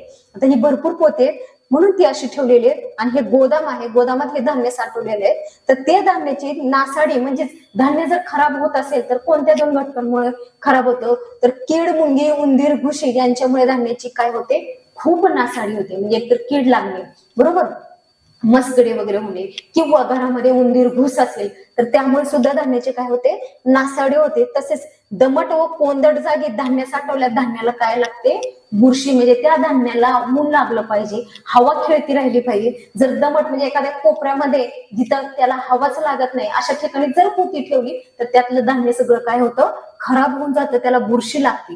कीड मुंग्याचा उपद्रव होऊ नये म्हणून धान्य साठवण्याच्या जागी योग्य ती औषधे फवारतात किंवा धान्य साठवण्याभोवती पसरवतात. बरोबर आहे. जेव्हा धान्य उन्हात वाळवलं जातं तेव्हा आपल्याला खूप दिवस जर ते धान्य वापरायचं असेल तर त्याच्यामध्ये आपण काय टाकतो, बोरिंग पावडर टाकतो, जेणेकरून त्यामध्ये काय होऊ नये, कीड लागू नये म्हणून, कीड लागू नये आणि ते जास्त दिवस टिकावे यासाठी. धान्य साठ्यात कडुलिंबाचा पालाही घालतात. बघा, अजून सुद्धा भरपूर लोक धान्यांमध्ये कीड लागू नये म्हणून कडुलिंबाचा काय टाकतात, पाला टाकतात. इथे चित्र दाखवलंय कडुलिंबाचा पाला. त्यांच्या वासाने धान्याला कीड लागत नाही, धान्याला बुरशी लागू नये म्हणून धान्य साठवणीच्या जागी नेहमी कोरडी ठेवतात. तसेच ते हवा खेळती राहील याची काळजी घेतात. एक तर ते धान्य जर चांगल्या ठिकाणी ठेवायचं जेणेकरून तिथं हवा खेळती राहिली पाहिजे. त्याचबरोबर त्यामध्ये लिंबाचा पाला टाकणे म्हणजेच त्या धान्याला कीड लागणार नाही आणि ते धान्य व्यवस्थित राहतं. पुढे बघूया, अन्न संचय आणि पर्यावरण संवर्धन. बघा, अन्न संचय म्हणजेच काय, तर माणसाप्रमाणे इतर काही सजीव ही अन्न साठा करतात. जसं माणसानं वर्षभर ते धान्य वापरायचं असतं, लागत असतं म्हणून ते आपल्या घरामध्ये साठवून ठेवतात. तसंच प्राण्यांचं, पक्ष्यांचं सुद्धा तसंच आहे की काय बघूया आपण. तर विविध सजीवांची अन्नसाठा करण्याची पद्धत वेगळी असते. उदाहरणार्थ मुंग्यांसारखे कीटक अन्नाचा संचय करतात. बघा, मुंग्या जे आहेत ते थोडं थोडं करून काय करतात, अन्न साठवतात. तसेच मधमाशा फुलांतून मिळालेला मकरंद मधाच्या रूपात पोळ्यांमध्ये साठवून ठेवतात. ही जी मधमाशी ती थोडं थोडं फुलातला काय करतात, मकरंद ते गोळा करतात आणि ह्या म्हणजे मधमाशींचं हे पोळ असं म्हणतात ना, तिथं काय करतात, ते साठवून ठेवतात. खारी सुद्धा वृक्षांच्या बिया, ही जी खारुत आहे ही पण काय करते, एक एक बी अशी गोळा करून काय करते, त्याचा उपयोग नंतर होण्यासाठी ती साठवून ठेवते. अशा प्रकारे मधमाशी, मुंगी, खारुताई आपले काय करतात, ते अन्न साठवून ठेवतात. खारी सुद्धा वृक्षांच्या बिया साठवून ठेवतात. अशा प्रकारे अन्न संचय केल्यामुळे या प्राण्यांना आवश्यक त्यावेळी अन्न उपलब्ध होऊ शकते. म्हणजेच यांच्याकडे अन्नाचा तुटवडा जाणवत नाहीत, कारण त्यांना जेव्हा पाहिजे तेव्हा ते काढून खाऊ शकतात. वनस्पती त्यांना लागणाऱ्या अन्नाची निर्मिती सतत करत असतात, तरीही अन्नाचा साठा करणाऱ्या काही वनस्पती निसर्गात आढळतात. तुम्ही वनस्पतीचे निरनिराळे कंद पाहिले आहेत. कांदा, लसूण, बटाटे, आले हे कंद म्हणजे त्या वनस्पतीचा खोडाचा भाग होय. रताळे, मुळा, गाजर, बीट ही त्या वनस्पतीची मुळे आहेत. या भागांमध्ये या वनस्पती अन्न साठा करतात. आपणही आपल्या घरात गरजेपुरता अन्नधान्याचा साठा करत असतो, बरोबर. की कांदा, बटाटे, लसूण हे जे आहेत हे काय आहे, कंद आहेत. भारतात सुधारित शेती तंत्रज्ञानामुळे मुबलक धान्य उत्पादन होत आहे. हे धान्य मोठमोठ्या गोदामात साठवले जाते. एखाद्या वर्षी पूर, अवर्षण, वादळे, गारपीट अशा आपत्तीमुळे शेतीचे प्रचंड नुकसान होते. बघा, आपत्ती कोणकोणती असते बघा, एक तर पूर नदीला आला, वादळ सुटली, गारपीटचा पाऊस झाला, तर ही आपत्ती झाली ना. ही काही मानवाने तयार केलेली आहे की नाही, ती नैसर्गिक आहे. तर तशी जर आपत्ती आली तर शेतीचं प्रचंड काय होतं, नुकसान होतं. तर भूकंपासारख्या आपत्तीमुळे लोक विस्थापित होतात, त्यांनाही अन्नधान्याची कमतरता भासते. अशा वेळी गोदामातील अन्नसाठ्यांचा काय होतो, उपयोग होतो. स्वस्त धान्य दुकानाला भेट. बघा, रेशनिंग व्यवस्था जाणून घेण्यासाठी तुमच्या परिसरातील स्वस्त धान्य दुकानाला काय करायचे, तुम्ही भेट द्यायची आणि त्या ठिकाणी कोणकोणते धान्य प्रकार मिळतात ते पाहायचे आपल्याला. तर हरित क्रांती, बघा, डॉक्टर M.S. स्वामीनाथन आज आपला देश अन्नधान्या संदर्भात स्वावलंबी झाला आहे. त्याचबरोबर गरजेहून अधिक पिकलेले धान्य आपण परदेशात निर्यात करू शकतो. आपला देश धान्य उत्पादनात झालेली प्रचंड वाढ म्हणजेच ते कोणत्या नावाने ओळखली जाते, तर ती हरित क्रांती या नावाने ओळखली जाते. वैज्ञानिक, विज्ञान प्रसारक आणि शेतकरी यांच्या एकत्रित प्रयत्नांमुळे ही काय झालेली आहे, तर हरित क्रांती घडून आली. गहू व तांदळाच्या बियात सुधारणा घडवून आणून हरित क्रांती करण्याचे श्रेय कोणाला मिळालेलं आहे, तर कृषी शास्त्रज्ञ हे जे आहेत तर हे कोण आहेत, तर कृषी शास्त्रज्ञ आहेत आणि यांचं नाव आहे डॉक्टर M.S. स्वामीनाथन यांच्याकडे जाते. यांच्यामुळे हरित क्रांती काय झालेली आहे, घडून आली. आता अन्न सुरक्षा. अन्न सुरक्षा बघा, अन्न ही आपली मूलभूत गरज आहे. प्रत्येकाला आवश्यक व पुरेसे अन्न मिळावे या हेतूने अनेक देशांनी अन्नाची हमी देण्यासाठी कायदे केले आहेत. ते अन्न सुरक्षेचे कायदे म्हणून ओळखले जाते. तर 2013 मध्ये बघा, साल कोणतं आहे, 2013 मध्ये आपल्या देशाने अन्न सुरक्षेचा कायदा केला आहे. यामुळे कुपोषण, उपासमार, भूकबळी इत्यादी समस्यांचा सामना करणे शक्य झाले आहे. कृषी सहाय्यक उपक्रम.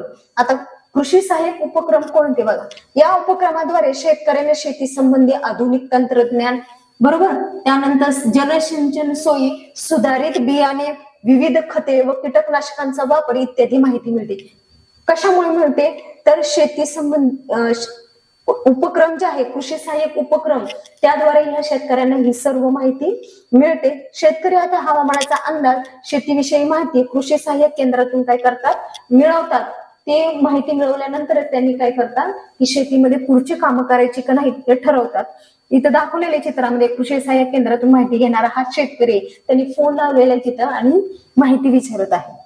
याशिवाय त्यांच्यासाठी शेती शाळाही सुरू करण्यात आल्या आहेत. या शाळेत शेतकरी कुटुंबातील सदस्य शेतीविषयक नवीन तंत्रज्ञान शिकतात. कृषी उत्पादन बाजार समित्यांच्या माध्यमातून ही प्रदर्शने भरवण्यात येतात. बघा, वेगवेगळी प्रदर्शने असतात, प्रदर्शन भरवलेली असतात. त्या माध्यमातून सुद्धा आपल्याला काय मिळते, अधिक माहिती मिळते. शासनाचा कृषी विभाग, कृषी विद्यापीठ, दूरदर्शन, वर्तमानपत्रे, शेतीविषयक विविध नियतकालिके, शेतीवर आधारित विशेषांक यांच्या मार्फत आधुनिक शेतीचा प्रचार प्रसार केला जातो. शेतकऱ्यांना सुधारित पद्धती वापरून भरघोस उत्पन्न घेणे शक्य झाले आहे. संपूर्ण देशाला याचा काय झालेला आहे, फायदाच झालेला आहे. आता सेंद्रिय शेती बघा, नैसर्गिक पदार्थ वापरून केलेल्या शेतीला काय म्हणतात, सेंद्रिय शेती म्हणतात. हा पारंपरिक शेतीचा एक प्रकार आहे. या शेतीमध्ये जमिनीतील पोषक तत्वे टिकून राहतात. अशा शेतीमध्ये वापरलेली कीटकनाशकेही आपल्या शेतीवर दुष्परिणाम करत नाहीत. या शेतीमध्ये उगवलेले अन्नधान्य कसदार असतं, याशिवाय चवीलाही उत्तम. सेंद्रिय शेती करणे शेतकरी पसंत करू लागले आहेत. या शेतीमध्ये वनस्पतीपासून, प्राण्यांपासून मिळणाऱ्या खतांचा वापर केला जातो. म्हणजेच वनस्पती आणि प्राण्यांपासून जे खत मिळतं त्या खतांचा वापर करून ही शेती पिकवली जाते. यामध्ये खतांमध्ये हाडांचा चुरा असतो, मासळी असते, शेणखत असते, प्राण्यांचे मलमूत्र असते, तसेच वनस्पती व प्राण्यांचे कुजलेले औषध इत्यादींचा या खतांमध्ये काय असतो, समावेश असतो. आता शेतीचे खरीप व रब्बी हे दोन प्रमुख हंगाम आपण अभ्यासलेलं आहे या धड्यामध्ये. त्यानंतर शेती तंत्रज्ञानामुळे अन्नधान्य उत्पन्नात वाढ कशी होते, कृषी सहाय्यक उपक्रमांमुळे शेतकऱ्यांना शेतीविषयक नवीन तंत्रज्ञानाची माहिती कशा प्रकारे मिळते, हे या अभ्यासामध्ये म्हणजे या धड्यांमध्ये आपण अभ्यास केलाय. यावर आधारित काही प्रश्न आहेत ती सोडवायची. पुढचं आहे अन्न टिकवण्याच्या पद्धती. आता आपण शेतामधून अन्न घेतलं त्याच्या पाठीमागच्या धड्यात, आता आपल्याला सांगितलं की अन्न टिकवण्याच्या पद्धती. आता ते अन्न टिकवायचं पद्धत कोणकोणती आहे बघा, गहू, तांदूळ, डाळी, कडधान्य यासारख्या धान्याची आपल्याला सतत काय असते, गरज असते. गहू, तांदूळ, ज्वारी, बाजरी ही सारखं आपल्याला काय करत असते, लागत असते रोजच्या रोज. मग ती पिके वर्षाकाठी ठराविक काळातच येतात. हे पदार्थ नेहमी उपलब्ध होण्यासाठी एका हंगामाचं पीक पुढील हंगामात येईपर्यंत वर्षभर पुरवावे लागते व ते सुरक्षित ठेवण्याची गरज असते. विविध अन्नपदार्थ वेगवेगळ्या ठिकाणी उपलब्ध होतात. तेथून दूर असलेल्या लोकांपर्यंत ते सुव्यवस्थित पोहोचवावे लागतात. उदाहरणार्थ दूध, दुधाचे पदार्थ, अंडी हे दुग्ध व्यवसाय केंद्र. बघा, दुग्ध व्यवसाय केंद्र कोणते, दूध, अंडी, दुधाचे पदार्थ. आता कुक्कुटपालन केंद्र, यापासून लोकांना मिळेपर्यंत टिकून राहण्याची सोय करावी लागते. वेगवेगळ्या ऋतूत वेगवेगळी फळं आणि भाज्या भरपूर प्रमाणात मिळतात. बघा, प्रत्येक ऋतूमध्ये वेगवेगळे फळ असतात, वेगवेगळ्या भाज्या असतात. त्यांच्या नैसर्गिक हंगामात त्यांचा स्वादही सर्वोत्तम असतो. मोठ्या प्रमाणावर आलेली फळे व भाज्या वाया जाऊ नयेत, तसेच वर्षभर त्यांचा आस्वाद घेता यावा यासाठी आपण ती टिकवण्याचा प्रयत्न करतो. बरोबर, उदाहरणार्थ उन्हाळ्यामध्ये बघा की झाडांना कैऱ्या खूप लागतात. मग त्या कैऱ्यांपासून आपण काय करतो, कच्च्या असल्यानंतर त्याचं लोणचं घालतो, बरोबर. त्यानंतर ते पिकल्यानंतर आंबा म्हणून त्याचा वापर करतो. त्यानंतर पापड कुरवड्या सुद्धा बनवतो, गव्हापासूनच बनवतो, वेगवेगळ्या डाळींपासून बनवतो. आणि ते वर्षभर राहण्यासाठी आपण काय करतो, कडक उन्हांमध्ये ते वाळवून एका बंद हवेच्या डब्यांमध्ये ते साठवून ठेवतो, जेणेकरून ते आपल्याला वर्षभर वापरता येईल यासाठी. आता स्वयंपाकघरात लागणाऱ्या वस्तू आणण्यासाठी पुन्हा पुन्हा बाजारात जावे लागू नये म्हणून आपण बरेच दिवसांसाठी सामान आणून घरात साठवतो. आता रोज आपल्याला वस्तू लागते म्हणजे रोज दुकानात जातो का, नाही. तर आपण महिन्याचं राशन एकदाच भरतो, जर संपलं तरच परत जातो दुकानामध्ये. तर ते संध्याकाळी किंवा दुसऱ्या दिवशी खाता यावे यासाठी अन्न टिकवण्याच्या काही पद्धती आपण वापरतो. बघा, पदार्थ खराब झाला असेल आपण केव्हाच म्हणतो किंवा त्यात नेमके बदल काय असतात. पदार्थ खराब झाला केव्हा ओळखतो की त्याला बुरशी लागलेली असते, पांढरट पांढरट थर असतात आणि त्याचा स्मेल म्हणजे वास वेगळा येतो. अन्न पदार्थ खराब होण्यासाठी लागणारा वेग वेगवेगळ्या ऋतूमध्ये वेगवेगळा असतो. म्हणजेच पावसाळ्यामध्ये लवकर अन्न खराब होतं, हिवाळ्यामध्ये अन्न खराब होत नाही. सर्वात लवकर खराब होणारे पदार्थ कोणते असतात, तर ते तुम्हाला माहिती आहे. कोणकोणते पदार्थ असतात की ते लवकर खराब होतात. आता घरात आणलेले पदार्थ जास्त दिवस चांगले राहावेत यासाठी काय काय केलं जातं, अन्न पदार्थ कोणत्या कारणाने खराब होतात हे समजले तर खराब न होण्यासाठी काय करावे हे आपल्याला समजते, बरोबर. आता हिवाळ्यात म्हणजे थंडीच्या दिवसात अन्न पदार्थ जास्त काळ चांगले राहते. पदार्थ फ्रीजमध्ये किंवा बर्फात थंड ठेवले तर ते आणखीन जास्त काळ टिकतात. बघा, हिवाळा हा दिवस असा आहे की हिवाळ्यामध्ये काय होतं, अन्न पदार्थ कोणतेही असू दे ते काय असतं, खराब लवकर होत नाही, जास्त वेळ चांगले राहतात. धान्य उन्हात वाळवून साठवतात. कांदे बटाटे उन्हाळ्यात मोकळ्या हवेत ठेवून चांगले वाळवून कोरड्या जागी ठेवले तर खूप दिवस चांगले राहतात. बघा, कांदे बटाटे जे आहेत त्यांना ऊन खूप महत्वाचं आहे. दूध उकळून ठेवले तर चांगले राहते. जेवण झाल्यावर उरलेली आमटी भाजी पुढच्या जेवणापर्यंत चांगली राहावी म्हणून उकळून ठेवतात. जर तशीच ठेवली तर ती काय होते, खराब होते. आमरस दूध हे लवकर खराब होणारे पदार्थ आहेत. किडे मुंग्या उंदीर घुशी व मांजरींपासून आपले अन्न काय करायचे, दूर ठेवायचे, तरच आपलं ते चांगलं राहतं. आता इथं डब्यात बंद केलेल्या चपातीच्या तुकड्यांवर कापसासारखे पांढरे किंवा काळे हिरवे तंतू वाढू लागतात.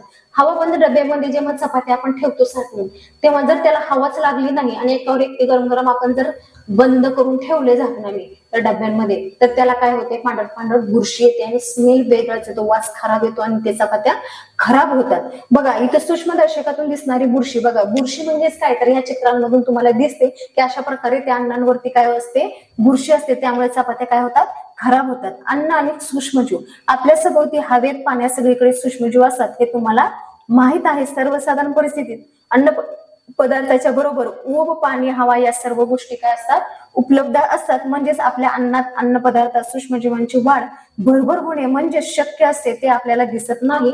परंतु सूक्ष्मजीव अन्नात वाढू लागले की अन्न काय होते, खराब होते. असे अन्न खाल्ल्याने पोटदुखी जुलाब उलट्या होऊ शकतात. म्हणजे खराब जर अन्न आपण खाल्लं आणि आपण म्हणतो की काय होत नाही, जाऊ दे, काल तर केलेलं आहे, तर तसंच खाल्लं तर काय होतं, आपल्याला जुलाब उलट्या वगैरे असे काय होतात, आजार होतात. आणि त्यामुळं खराब अन्न कधीही खाऊ नये. अन्न टिकवण्याच्या पद्धती वाळवणे, बघा इथं पापड काही वाळवत घातलेले दिसत आहेत. तर आपण पदार्थ वाळवतो तेव्हा त्यातील पाणी निघून जाते. पापड कुरवड्या सांडगे गहू डाळी असे पदार्थ वाळवून टिकवले जातात. ती कोरडी कोरडी असतात म्हणून ती काय जास्त दिवस टिकतात. थंड करणे, बघा इथं फ्रीजर दाखवले, फ्रीज मध्ये ठेवतो तेव्हा सूक्ष्मजीवांच्या वाढीसाठी लागणारी ऊब त्यांना मिळत नाही. उकळणे, आता इथे दूध उकळत ठेवलेले, बघा पदार्थ उकळतो तेव्हा त्यातील सूक्ष्मजीवांचा काय होतो, नाश होतो. त्यामुळे कोणतीही भाजी जर असेल आपल्या दुसऱ्या दिवसासाठी ठेवायची असेल तर ती काय करायची, एकदा उकळून थंड करायला ठेवायची. हवाबंद डब्यात ठेवणे, हवाबंद डब्यात पदार्थ ठेवताना त्यातील सूक्ष्मजीवांचा आधी नाश केला जातो. त्यानंतर त्यात हवा पाणी शिरणार नाही याची काळजी घेतली जाते. बघा, याचा अर्थ असा की अन्न पदार्थ टिकवण्यासाठी त्यातील सूक्ष्मजीवांचा नाश करा. बघा, अन्न पदार्थ जेव्हा टिकवायचा असेल तर त्यातलं जे सूक्ष्म जीव आहेत त्यांचा काय झाला पाहिजे, एक तर त्यांचा नाश झाला पाहिजे. अन्न पदार्थात सूक्ष्मजीवांची वाढ होऊ शकणार नाही, अशा परिस्थितीत ते ठेवावे लागतात. आता लोणच्यासाठी काय काय साहित्य लागतं, बरोबर, ते दिलेलं आहे की आता इथं लिंबाच्या लोणच्याची माहिती दिलेली आहे. त्यासाठी ते साठवून ठेवताना पण काय पाहिजे, बरणी मग स्वच्छ कोरडी, बरोबर, आणि त्याचं पूर्ण रेसिपी इथे दिलेली आहे. आता लोणची मुरांबे टिकवण्यासाठी त्यात काही विशिष्ट पदार्थ घालतात, त्यामुळे हे पदार्थ काय होतात, वर्षभर टिकतात. मग त्यामध्ये मीठ आहे, साखर आहे, हिंग, मोहरी, खाद्यतेल, विनेगर ही परीक्षकांची काय आहेत, ही पूर्ण उदाहरणे आहेत. पुढे बघूया की यामध्ये काही मसाल्यांचे पदार्थ आहेत की आपल्या जेवणातील पदार्थांच्या चवीमधील विविधता ही मसाल्यांमुळे असते. मसाल्याच्या प्रत्येक पदार्थाची चव ही काय असते, वेगवेगळी असते. तर मसाल्यांची चव आणि वास उग्र असतो म्हणून ते थोड्या प्रमाणात वापरले जातात. मसाल्याचे पदार्थ वाळवून खूप दिवसांसाठी साठवता येतात. त्यांच्या मिश्रणाची पूड करून मसाले तयार करतात. विविध मसाले विविध वनस्पतींच्या ठराविक भागांपासून मिळतात आणि या मसाल्यामुळेच भाज्या काय होतात, चविष्ट होतात. तर बंद पाकिट हा बंद डबे यातील तयार अन्न पदार्थ विकत घेताना त्यावर दिलेला उपयुक्तता कालावधी तपासून घ्या. म्हणजे जेव्हा आपण काहीतरी पार्सल खाण्यासाठी मागवतो तर त्याच्यावरची डेट जी आहे ती पाहणे गरजेचं आहे. ऋतुमानाप्रमाणे लोणची, मुरांबे, पापड, कुरडे, सांडगे असे पदार्थ करून ठेवले की त्यांचा वर्षभर काय आपल्याला आस्वाद घेता येतो. म्हणजे वर्षभर आपल्याला जेव्हा पाहिजे तेव्हा आपल्याला ते खाता येतात. आणि हवा, पाणी, ऊब असलेल्या ठिकाणी अन्न पदार्थात सूक्ष्मजीवांची वाढ झपाट्याने होते. काही सूक्ष्मजीवांमुळे अन्न पदार्थ काय होतात, खराब होतात. वाळवणे, थंड करणे, उकळणे, हवाबंद डब्यात ठेवणे, परिरक्षके वापरणे या अन्न टिकवण्याच्या काय आहेत, विविध पद्धती आहेत. बघा या ठिकाणी सगळ्या अन्न व्यवस्थित टिकवण्यासाठीच्या पद्धती सांगितले. तर अशा प्रकारे या धड्यांच्या खाली जी प्रश्न आहेत प्रश्न तुम्हाला सोडवायचे. आता वाहतूक म्हणजेच काय की रस्त्यावरती वेगवेगळ्या प्रकारची वाहनं जाणे येणे. आता हा मुलगा चाललेला आहे पायी, हा चाललाय सायकलीवर आणि हे चाललेले आहे गाडीमध्ये म्हणजे 4 व्हीलर मध्ये. तर पहा हे करत असताना शाळेचे दप्तर नेहमी सोबत ठेवा. तिन्ही प्रवासासाठी एकच मार्ग वापरा. आता खालील मुद्द्यांच्या आधारे वहीमध्ये नोंद करायची की तिन्ही दिवशी प्रवासास लागलेला वेळ. म्हणजे जेव्हा तुम्ही चालत जात होता तेव्हा तुम्हाला किती वेळ लागला, सायकलीवर जाताना किती वेळ लागला आणि 4 व्हीलर मध्ये जाताना किती वेळ लागला, याचं तुम्हाला काय करायचंय, अंदाज काढायचा, वहीमध्ये नोंद करायची. त्यानंतर मग हा प्रवास करताना तुम्हाला तो आरामदायी वाटला, त्रासदायक वाटला, कसा वाटला तो सुद्धा लिहायचंय तुम्हाला. त्यानंतर या प्रवासात इंधनाचा वापर करावा लागला का, इंधनचा वापर झाला का, धूर, आवाज यांचा त्रास कोणत्या प्रवासात जास्त जाणवला, म्हणजे पायी जाताना, सायकलीवर का 4 व्हीलर मध्ये जाताना जाणवला, हे तुम्हाला सगळं वहीमध्ये लिहायचंय पॉइंट नुसार. तर या साहित्य वाहून नेण्यासाठी श्रम करावे लागतात. वाहनाचा वापर केल्यामुळे वेळेची व श्रमाची बचत होते. बरोबर, एखादं साहित्य जर आपल्या दुसऱ्या ठिकाणी न्यायचं असेल तर आपल्याला ते हातामध्ये घेऊन चालत जाणं शक्य आहे का, नाही. तर ते आपल्याला घेऊन जाण्यासाठी एक वाहनच करावं लागतं, एक गाडी करावी लागते. त्या गाडीतूनच एक साहित्य त्या ठिकाणी पोहोचवणं सोपं जातं, वेळेत पोहोचवणं आणि जास्त कष्ट लागत नाही. त्याचबरोबर हे लक्षात आलं असेल की स्वयंचलित वाहनासाठी इंधनाचा वापर करावा लागतो. वाहतूक साधनांमुळे हवेचे व आवाजाचे प्रदूषण होते, म्हणजेच वाहतुकीचे चांगले व वाईट असे दोन्ही परिणाम होतात. जेव्हा वाहनं जातात तेव्हा त्यांचा आवाज, धूर यामुळे काय होतं की प्रदूषण होतं. बघा, कामे जलद गतीने होतात. बघा आजच्या गतिमान युगात प्रवास व साहित्याची ने-आण करण्यासाठी आपल्याला विविध वाहतुकीच्या साधनांवर अवलंबून राहावे लागते. वाहतुकीचे अनेक फायदे आहेत. बघा जसे फायदे आहेत तसे तोटे सुद्धा आहेत. मग काय काय फायदे आहेत बघा, कामे जलद गतीने होतात म्हणजे लवकर होतात कामं. त्यानंतर वेळ आणि श्रमाची बचत होते. व्यापार वाढीस चालना मिळते. जगातील विविध प्रदेश वाहतुकीच्या सोयीमुळे एकमेकांशी जोडले गेले आहेत. म्हणजे या देशातला माल दुसऱ्या देशात पाठवायचे त्यासाठी आयात निर्यात, जागतिक स्तरावर देखील वस्तूंची वाहतूक सहज व सोपी झाली आहे. विविध वस्तू सहज उपलब्ध होऊन लोकांचे जीवनमान सुधारले आहे. पर्यटन, आरोग्य, शिक्षण इत्यादी सुविधा गतिमान झाल्या आहेत. अशा प्रकारच्या वाहतुकीच्या सोयीमुळे जग जवळ आले आहे. म्हणजे वेगवेगळी वाहनं वापरल्यामुळे आपला प्रवास सोयीस्कर झालेला आहे. हे झाली सगळी वाहतुकीची काय झालेली आहे, ती सगळी फायदे झालेले आहेत. बघा इथंही काही ठिकाणी मुलं रोड क्रॉस करताना दिसत आहेत आणि इथं वाहन आहे आणि हा जो माणूस आहे 2 व्हीलर वाला तो जोर जोरात काय करतो आहे, हॉर्न वाजवतो आणि त्यामुळे ह्या मुलांना काय होतो, कानाला त्रास होतो. म्हणजे ध्वनी प्रदूषण इथं दाखवलेलं आहे. तर इथं देखील चित्रांचं निरीक्षण करायचं आणि ह्या चित्रांच्या खाली जी प्रश्न विचारली त्याचे उत्तर द्यायचे.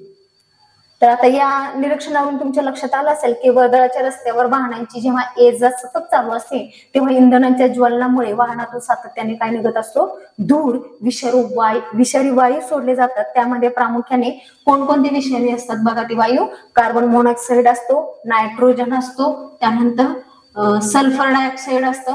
हे वायू जे असतात ते काय असतात, विषारी असतात, तसे धुरावाटे, कार्बन, शिसे यांचे सूक्ष्म कण बाहेर पडतात व हवेमध्ये ते काय होतात, लवकर मिसळतात. या घटकांचा अतिरेक झाल्यास परिसरातील हवेची गुणवत्ता कमी होते. यालाच आपण हवेचे काय म्हणतो, प्रदूषण. म्हणजे हवेचे प्रदूषण कशामुळे होते, तर carbon monoxide, nitrogen dioxide, sulphur dioxide हे जे 3 वायू आहेत, या 3 विषारी वायूंमुळे हवेचं काय होतंय, प्रदूषण होते. हवेच्या प्रदूषणामुळे प्राणी व वनस्पतीवर पण काय होतो, परिणाम दिसून येतो. बघा, श्वसन नलिका, जी आपल्या श्वास घेण्याची नलिका असते, ती श्वसन नलिका, डोळे, फुफ्फुसांचे विकार होतात. उदाहरणार्थ डोळे जळजळणे, म्हणजे डोळ्यांना सुद्धा त्रास होतो, बरोबर. नाकाला श्वास घेताना त्रास होतो. झाडांची पाने करपतात, गळतात, कोंब अंकुर जळतात, झाडांची वाढ व विकास खुंटते. कारण या धुरांमुळे, या घातक वायूमुळे, विषारी वायूमुळे काय होतात, पानं सुद्धा जळून खाली पडतात, म्हणजे वाढ होत नाही झाडांची. वन प्रदेशातून वाहनांची वर्दळ वाढल्यास तेथील प्राणी वनस्पती यांच्या अधिवासास बाधा पोहोचते. या प्रदेशातील वन्यजीव स्थलांतरित होऊ लागतात. म्हणजे ह्या देशातले वन्य प्राणी, म्हणजे प्राणी वगैरे दुसऱ्या देशात जातात. वाहनांच्या सततच्या आवाजाने मोठ्या प्रमाणावर काय होतो, गोंगाट म्हणजे आवाज होतो. त्यामुळे अस्वस्थता, चिडचिड होणे, डोके दुखणे, लक्ष न लागणे, मनोविकार इत्यादी परिणाम होतात. बघा, ध्वनी प्रदूषणामुळे पण मनोविकार होतात. त्यानंतर आपलं स्वास्थ्य जे आहे ते चांगलं राहत नाही. त्यानंतर आपण आजारी पडतो, आपली चिडचिड वाढते, बरोबर. वाहतुकीची कोंडी झाल्या, त्या परिसरात हवेचे व आवाजाचे प्रदूषण वाढते. वाहनाच्या अपघातामुळे जखमी होणे, मृत्यू होणे, वाहनांचे नुकसान होणे हे प्रकार घडतात. बघा, जर फास्ट गाडी चालवली तर ऍक्सिडेंटचे जास्त चान्सेस आहेत. वाहतुकीचे वाईट परिणाम यावर चर्चा करायची आपल्याला, की वाहतूक फायद्याची पण आहे आणि त्याचा वाईट परिणाम काय आहे, किंवा हवेचे प्रदूषण, ध्वनी प्रदूषण, पाणी प्रदूषण हे सुद्धा एक प्रदूषण म्हणजेच घातकच आहे. पायी जाणे, सायकलीवरून जाणे, खाजगी वाहनाने जाणे, सार्वजनिक वाहनाने जाणे, खालील प्रसंगी वरीलपैकी कोणता पर्याय निवडा. म्हणजे इथे काही प्रश्न दिले, त्या प्रश्नांची उत्तरे तुम्हाला सोडवायची आहेत. या चित्रांमध्ये वृक्षारोपण, म्हणजे एक मुलगी जी आहे ती एक रोप लावते आणि त्या रोपाला हा मुलगा काय करतो, पाणी देत आहे. म्हणजेच वृक्षारोपण केलं पाहिजे, वृक्षतोड नाही केली पाहिजे, कारण आपल्याला ऑक्सिजन जे आहे ते ह्या झाडांपासूनच मिळते. इथं बघा, वाहतुकीच्या प्रदूषणावर उपाय यावर वर्गात काय करायचे, आपल्याला चर्चा करायची. हे पेट्रोल पंपावरचं चित्र आहे, हे पाण्यातील आहे जहाजीचं. बघा, आपले पर्यावरण संवेदनशील असते, त्यामुळे पर्यावरण प्रदूषणाचे विघातक परिणाम होतात. हे आपल्याला सर्व सजीवांसाठी हानिकारक असतात. प्रदूषण टाळणे अत्यावश्यक आहे. आजच्या आधुनिक युगात आपण इंधनावर चालणारी वाहने, जहाजे, विमाने वापरत आहोत. यापूर्वी वापरत असलेली जहाजे अशा प्रकारच्या यंत्रावर चालत नसत. ही जहाजे वाऱ्यांच्या वेगांचा वापर करून चालवली जात असत. त्यांना काय म्हणतात, शिडाचे गलबत किंवा जहाज म्हणत. त्या काळात या जहाजांचा वापर करून माणसे काय करायचे, जगभर फिरत असायचे. आणि त्या सायकल वापरायचे विविध फायदे, म्हणजे सायकल वापरल्यामुळे काय फायदे होतात, बघा, शारीरिक व्यायाम होतो आपला. परत थोड्या प्रमाणात सामान वाहून येता येतं, थोडं थोडं करून येत, जास्त सामान या सायकलीवर जाईल का, नाही. तर प्रदूषण होतं का या सायकलीमुळे, धूर वगैरे निघतो का, आवाज होतो का, नाही. त्यानंतर स्वावलंबन, म्हणजे आपण स्वतः कोणतंही काम स्वतः करू शकतो. वेळेची बचत होते. त्यानंतर छोट्या जागेत ठेवता येते, यासाठी काय मोठी जागा, पार्किंग वगैरे लागते का, नाही. तर पैशाची पण बचत होते, कमी पैशाची सायकल येते, वाहनांची गर्दी होत नाही, बरोबर आहे. सायकलला कमीच जागा लागते. अशा प्रकारे या सायकलीचे भरपूर फायदे आहेत. सायकल जर चालवली तर त्याला वेगळा व्यायाम करायची गरज लागत नाही. आता इथं काही प्रश्न आहेत, ते प्रश्न तुम्हाला काय करायचे, सोडवायचे. पण आपण या धड्यांमध्ये काय काय पाहिलं बघा, की वाहतुकीचे आपल्यावर होणारे चांगले किंवा वाईट परिणाम, हे दोन्हींची माहिती बघितली. वाहतुकीच्या साधनांचा विचार करून वापर करणे, वाहतूक साधनाच्या प्रदूषणामुळे निसर्गाचे धोक्यात येणारे अस्तित्व, विविध प्रकारच्या प्रदूषणावर उपाय, याविषयी आपण सगळी माहिती या धड्यांमध्ये घेतली. पुढचा आहे संदेशवहन व प्रसार माध्यमे. आता कोणकोणती आहे संदेशवहन आणि प्रसार माध्यमे, तर इथं बघा समोरच दिसते की टीव्ही, बरोबर. आपण दूरदर्शन संचावर अनेक वाहिन्यांचे कार्यक्रम पाहतो.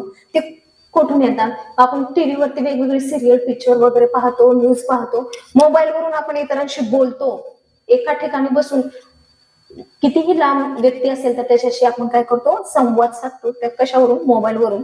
तर पहिल्या पाठात आपण अवकाश प्रक्षेपण, कृत्रिम उपग्रह याबद्दल जाणून घेतले.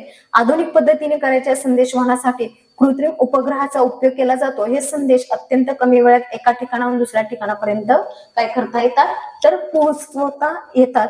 उदाहरणार्थ जगातील कोणत्याही भागात होणाऱ्या कार्यक्रमाचे थेट प्रक्षेपण दूरदर्शन संचावर पाहू शकतो. जसे फुटबॉल, क्रिकेटचे सामने जरी त्या ठिकाणी खेळत असतील तरी ते आपल्याला घरात बसून दूरदर्शनवरती आपल्याला पाहता येतात. मोबाईलद्वारे आपण परदेशातील व्यक्तींशी काय करू शकतो, थेट बोलू शकतो.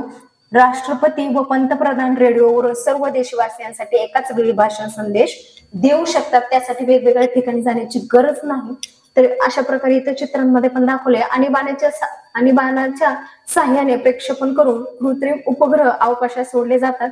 त्यांचा उपयोग संदेशवहनासाठी करतात. भारतात संदेशवहनासाठी कृत्रिम उपग्रहाचा अवलंब केला जातो. हे उपग्रह इनसॅट या नावाने ओळखले जातात. बघा, इनसॅट, इंडियन नॅशनल सॅटेलाइट या नावाने हे काय केले जातात, ओळखले जातात. आता इथे काही चित्र दिलेली आहेत बघा. त्या चित्रांवरती वेगवेगळे भाव आहेत. कोण रडतं, कोण हसतं, कोण रागात आहे, बरोबर. वरील चित्रांचं तुम्हाला निरीक्षण करायचं आणि त्या चेहऱ्याचे तिथं काय लिहायचे, तुम्हाला भाव लिहायचे आहेत. आता इथं काही चित्र दिलेली आहेत, बरोबर. आता या चित्रांमध्ये वेगवेगळी चित्र आहेत. तर आता त्या चित्रांमध्ये काय काय दिसते ते तुम्हाला पाहायचे, निरीक्षण करायचे. आता प्रसार माध्यमाचे चांगले परिणाम काय काय बघा. आपल्यापासून दूर असलेल्या व्यक्तींशी आपण काय करू शकतो, सहज संपर्क, म्हणजे सहज आपण काय करू शकतो, फोनद्वारे, मोबाईलद्वारे काय करू शकतो, बोलू शकतो. माहिती मिळवण्यासाठी व देण्यासाठी लागणारा वेळ, श्रम याच्यामध्ये काय होते, तर बचत होते. पर्यावरण, स्त्री पुरुष समानता, स्वच्छता इत्यादी बाबत संवेदनशीलता वाढवण्यास मदत होते. वादळे, सुनामी, पूर इत्यादी नैसर्गिक आपत्तीबाबत पूर्व कल्पना मिळू शकते. म्हणजे न्यूज वरती सांगतात की आज भरपूर प्रमाणात पाऊस होणार आहे किंवा झालाय, ही सगळी माहिती न्यूजवर कळते. आरोग्य, शिक्षण, समाजातील चांगल्या घटना तसेच प्रसंगाबाबत जागरूकता निर्माण होते. लोकांसाठी राबण्यात येणाऱ्या शासकीय योजना यशस्वी करण्यामध्ये मदत होते. अन्न, वस्त्र, निवारा, आरोग्य, शिक्षण याबाबत जागृती होते. यामुळे जीवन पद्धतीमध्ये काय होते, सुधारणा होते. प्रसार माध्यमांमुळे व्यापार, उद्योगधंदे यामध्ये काय होते, वाढ होते. कशामुळे वाढ होते, की प्रसार माध्यमांमुळेच उद्योग आणि व्यापारामध्ये काय झालेली आहे, वाढ झाली. आता जशी प्रसार माध्यमे महत्वाची आहेत, फायदेशीर आहे, तशीच त्यांचा काय हानिकारक म्हणजेच परिणाम पण दिसून येतो. दूरदर्शन, संगणक, मोबाईल यांच्या अतिवापरामुळे डोळ्याचे व पाठीचे व श्रवणाचे काय होतात, आपल्याला आजार होतात. बघा, जास्त वेळ आपण मोबाईल वापरून हात दुखतो आपला, बरोबर, कान दुखतो, तोंड दुखतं. त्यानंतर जास्त वेळ टीव्ही पाहत बसल्यानंतर पाठ दुखते. म्हणजे हे काय आपल्याला आजार होतात. मनोविकार, एकलकोंडेपणा वाढणे हा देखील त्रास संभवतो. दूरदर्शन वाहिन्या, इंटरनेट याद्वारे अनेक प्रकारची माहिती मिळते. माहितीचा दुरुपयोग करून समाजाची शांतता, स्वास्थ्य बिघडवण्याचे हे काय आहेत, प्रकार घडतात. प्रसार माध्यमांवरील विविध कार्यक्रम पाहण्यात वेळ घालवल्याने मैदानी खेळ, शारीरिक क्षमता याकडे दुर्लक्ष होतं, बरोबर. की टीव्हीवर सतत वेगवेगळे कार्यक्रम पाहण्यामुळे आपण मैदानी खेळ जे खेळत होतो पूर्वी, ते खेळणं आता काय झालेलं आहे, बंद झालेलं आहे. तर 5व्या इयत्तेत शिकणारा हा अमोद शाळेतून घरी आला आणि नेहमीसारखा तो काय केला, संगणकावर वेगवेगळी संकेतस्थळे पाहत बसला. टीव्हीवर आवडते कार्यक्रम हे न चुकता बघतो. आईच्या मोबाईलवर गेम खेळतो. सारखा घरात बसून असतो. हल्ली त्याला भूक कमी लागते, झोपही जास्त येते, त्याचे वजनही खूप वाढले. बघा, म्हणजे एका जागी बसून राहिल्यानंतर आपलं वजन सुद्धा वाढतं. त्यानंतर आपल्याला काय बाहेर जायला नको वाटतं, एका जागी बसून राहायला वाटतं. त्याच्यामुळे काय होतात, आपल्याला आजार सुद्धा उद्भवतात. व अमोदच्या आईला त्याची फार काळजी वाटते. तर ती कशी दूर होईल बघा बरं, सांगा बरं. हे असलं उदाहरण आपल्या घरामध्ये रोज पाहायला मिळतं. ते संदेशवहन माहिती प्रसार माध्यमाचा तारतम्याने वापर करावा, त्याचा अतिरेक होणार नाही याची आपल्याला काय करायची, काळजी घ्यायची. म्हणजे मोबाईल जरी वापरत असेल तर प्रमाणात वापरणे, टीव्ही पण प्रमाणातच पाहिलं पाहिजे, जेणेकरून आपल्या डोळ्याला, कानाला आपल्याला त्रास होता कामा नये. दृकश्राव्य संदेशवहन, दूरध्वनी किंवा मोबाईलवरून इतरांशी बोलताना आपण एकमेकांना पाहू शकत नाही. माहिती प्रसारण नवीन तंत्रज्ञानामुळे मोबाईलवर आता हे शक्य झाले आहे. त्यामुळे दुसऱ्या व्यक्तीशी संभाषण करताना आपण तिला काय करू शकतो, पाहू शकतो. संदेशवहन साधनांची ओळख, संदेशवहनांकरिता अवकाश प्रक्षेपणाचे तंत्र, प्रसार माध्यम साधनांची ओळख आणि प्रसार माध्यमांचे फायदे व तोटे आपण इथं पाहिलेले आहेत. आता या धड्याच्या खाली काही प्रश्न आहेत, ती सोडवायचे तुम्ही. आणि आता पुढचा शेवटचा धडा आहे, त्या धड्याचं नाव आहे पाणी. आता पाणी का महत्वाचं आहे हे पाहूया. बघा, पाऊस पडत असताना मोकळ्या जागी ठेवलेल्या स्वच्छ भांड्यात पडलेले पावसाचे पाणी तसेच जमिनीवर वाहत जाणारे पाणी वेगवेगळ्या भांड्यात घेऊन त्यांचे काय करायचं, निरीक्षण म्हणजेच ऑब्झर्वेशन करायचे. की आपण एका स्वच्छ भांड आहे, उदाहरणार्थ बकेट आहे, ती स्वच्छ धुतलेली आहे आणि जिथं पाणी पडतं पावसाचं त्या ठिकाणी जर ती बकेट ठेवली, त्यामध्ये जे साठवलेलं पाणी आहे आणि वाहत जमिनीवरून जे पावसाचं पाणी वाहतं ते पाणी वेगळ्या भांड्यात घेऊन ह्या दोन भांड्यांमधल्या पाण्याचं आपल्याला काय करायचंय, निरीक्षण करायचं आहे. काय फरक दिसतो, त्याचं काय कारण आहे, हेही आपल्याला लगेच लक्षात येईल. की पाण्यात इतर पदार्थ मिसळले की पाणी काय होतं, अशुद्ध होतं. कारण त्या पाण्यामध्ये मिक्स होतात ना काही पदार्थ पाण्यात तरंगत राहतात, त्यामुळे पाणी अस्वच्छ किंवा गढूळ दिसतं. बघा, पावसाळ्यात सहसा पाणी कसं दिसतं, गढूळ दिसतं, स्वच्छ दिसत नाही. काही पदार्थ पाण्यात विरघळतात आणि दिसेनासे होतात. पाण्यात मिसळलेले पदार्थ सजीवांसाठी काय असतात, हे अपायकारक असतात. ते पाणी प्रदूषित आहे असे आपण मानतो. नद्या सरोवरे हे आपले पाण्याचे काय आहेत, मुख्य स्रोत आहेत. त्यातील पाण्याचे प्रदूषण कसे होते हे पण आपण बघणार आहोत. की इथं दाखवलेल्या अशुद्ध जलसाठे बघा, सांडपाणी आणि त्यांची विल्हेवाट. शहरांचे गावाचे सांडपाणी एकत्र करून सोयीच्या ठिकाणी मोठ्या जलसाठ्यात सोडतात.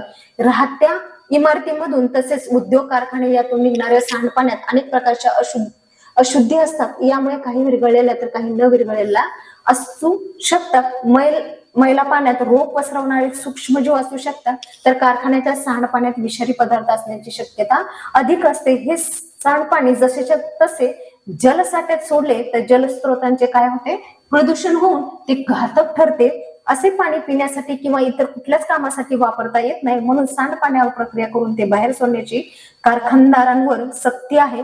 तसेच गावचे सांडपाणी मैल पाणी जलस्रोतांमध्ये सोडण्यापूर्वी त्यावर शुद्धीकरण प्रक्रिया करतात. असे केल्यामुळे जल प्रदूषण काय करता येतात, टाळता येतात. बघा, मोठमोठ्या कारखान्यातलं जे पाणी असतं ते पण पाणी जर या आपल्या चांगल्या पाण्यामध्ये मिक्स झाले तर काय होतात, त्यातले विषारी घातक जे असतात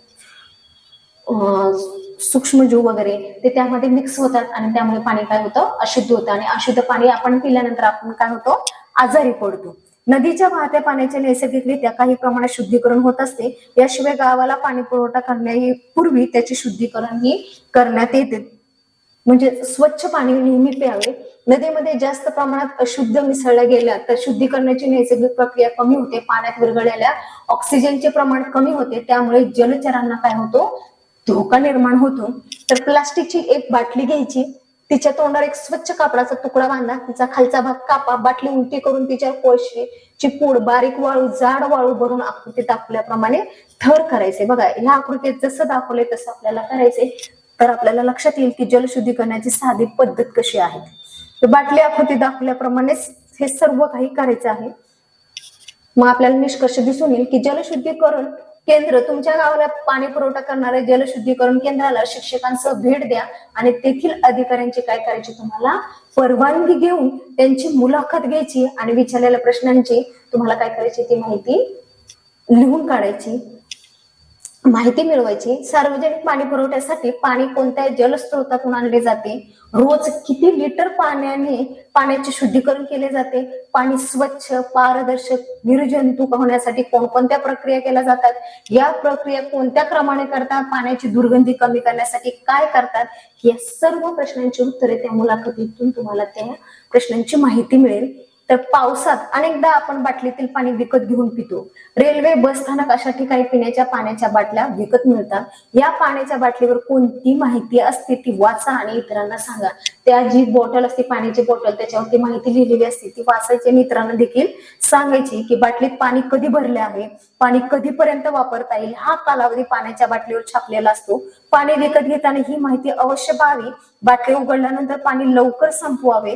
पाणी संपल्यानंतर बाटली चुरगळून कचरा पेटीत फेकावी, म्हणजे बाटलीचा पुन्हा वापर केला जाणार नाही. जर तशीच आपण बॉटल टाकली तर कोणीतरी ती बॉटल घेतात, स्वच्छ धुतात, परत त्यात पाणी भरून परत तशीच ती बॉटल काय करतात, विकतात. त्यामुळे पाणी पिऊन झाल्यानंतर ती बॉटल चपटी करून लगेच कचरा कुंडीत टाकून द्यायची, जेणेकरून त्याचा डबल वापर होता कामा नये. एखाद्या भागात दीर्घकाळपर्यंत पाऊसच पडला नाही तर तेथील लोकांच्या जीवनावर कोणते परिणाम होईल. बघा, तिथं पाऊसच जर नसेल तर पाण्याचा तुटवडा निर्माण होतो. पाणी तिथं नसतं तर दुष्काळ परिस्थिती दिसून येते. सार्वजनिक जलशुद्धीकरण केंद्रातील प्रक्रिया बघा, निवळणे, गावच्या जलस्रोतातून आणलेले पाणी टाक्यांमध्ये स्थिर राहू देतात आणि तुरटी वापरतात, बघा तुरटी टाकतात तिथे. ऑक्सिजनीकरण पंपाच्या मदतीने पाण्यात हवा खेळवतात, त्यामुळे पाण्यात हवेतील ऑक्सिजन मिसळतो. गाळणी यंत्राद्वारे पाणी गाळून घेतात. त्यानंतर निर्जंतुकीकरण, क्लोरीन मिसळून पाण्याचे निर्जंतुकीकरण करतात. या चित्रांमध्ये पुणे महानगरपालिकेतलंच हे चित्र आहे, चित्रांमध्ये दाखवलेलं आहे. त्यानंतर दुष्काळ. आता दुष्काळ कशाला म्हणायचं बघा, बाष्पीभवनामुळे पाण्याची सतत वाफ होत असते, त्यामुळे आवर्षण अनुभवणाऱ्या भागातील नद्या, तळी, विहिरी, बंधारे, धरणे यातील पाण्याची पातळी बाष्पीभवनामुळे कमी कमी होते किंवा त्यापैकी काही कोरडेही पडतात, तसेच जमीन ही कोरडी पडते. अशा परिस्थितीत जनावरांना आणि आपल्यालाही पिण्याच्या पाण्याची टंचाई जाणवते. शेतीसाठीही पाणी मिळत नाही, म्हणजे दुष्काळ पडतो. दुष्काळ ही एक काय आहे, नैसर्गिक आपत्ती आहे.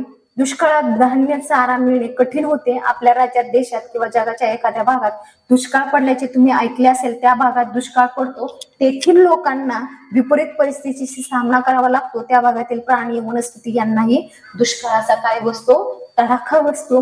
म्हणजे जर पाणी नसेल तर दुष्काळ तिथे जाहीर केला जातो. शासनामार्फत दुष्काळग्रस्त भागातील लोकांना आणि प्राण्यांना सुरक्षित जागी तात्पुरते हलवले जाते. तसेच वेळ प्रसंगी धान्य, चारा व पाण्याचा पुरवठा केला जातो. पाळीव जनावरांची काळजी घेण्यासाठी चारा छावण्या उभारल्या जातात. जल व्यवस्थापन. बघा, पावसामुळे आपल्याला पुन्हा पुन्हा पाणी उपलब्ध होते. सर्वसाधारणपणे आपल्याला वर्षातून 4 महिने पावसाचे पाणी मिळते. बघा, पावसाचं पाणी किती महिने मिळतं, तर 4 महिने मिळतं. आणि ते आपले दैनंदिन गरजांसाठी आपल्याला पाणी उपलब्ध होणार नाही. पावसाचे पाणी थांबवायला शिका, थांबलेल्या पाण्याला जिरवायला शिका. वर्षभर पाण्याची गरज भागवण्यासाठी पावसाचे पाणी अडवावे लागते. पाणी अडवले की ते जमिनीत जिरते. भूजलाचा साठा वाढल्याने झाडांना पाणी मिळते आणि विहिरींना पण पाणी मिळते. आणि ते पाण्याचा उपयोग आपण कशासाठी करतो, तर शेतीसाठी करतो. पाणी जमिनीत जिरण्यासाठी वेगवेगळे प्रयत्न केले जातात. मोठी धरणे बांधली जातात, परंतु सर्व ठिकाणी धरणे बांधणे शक्य नसतं. अशा वेळी लहान तलावांची निर्मिती करणे, उतारावर लहान बंदरे बांधणे, आडवे चर खणणे, गावातील ओढे, नाले यावर बांध घालून पाणी अडवणे अशी कामे शासन आणि नागरिक एकत्र येऊन करतात. म्हणजे डोंगर उतारावरील सलग समतल चर बघा या चित्रात दाखवले. ओढ्यावरील बांध आहे हे. पावसाचं पाणी जमिनीमध्ये जिरवणे, त्यानंतर पावसाचे पाणी टाक्यांमध्ये साठवणे. बघा, टाकीवरती त्याचं झाकण उघडलेलं आणि ते पावसाचं पाणी त्या टाक्यांमध्ये साठवत आहे. बघा, उपलब्ध पाण्याचा काटकसरीने वापर करणे म्हणजेच पावसाचे पाणी अडवून जमिनीत जिरवणे.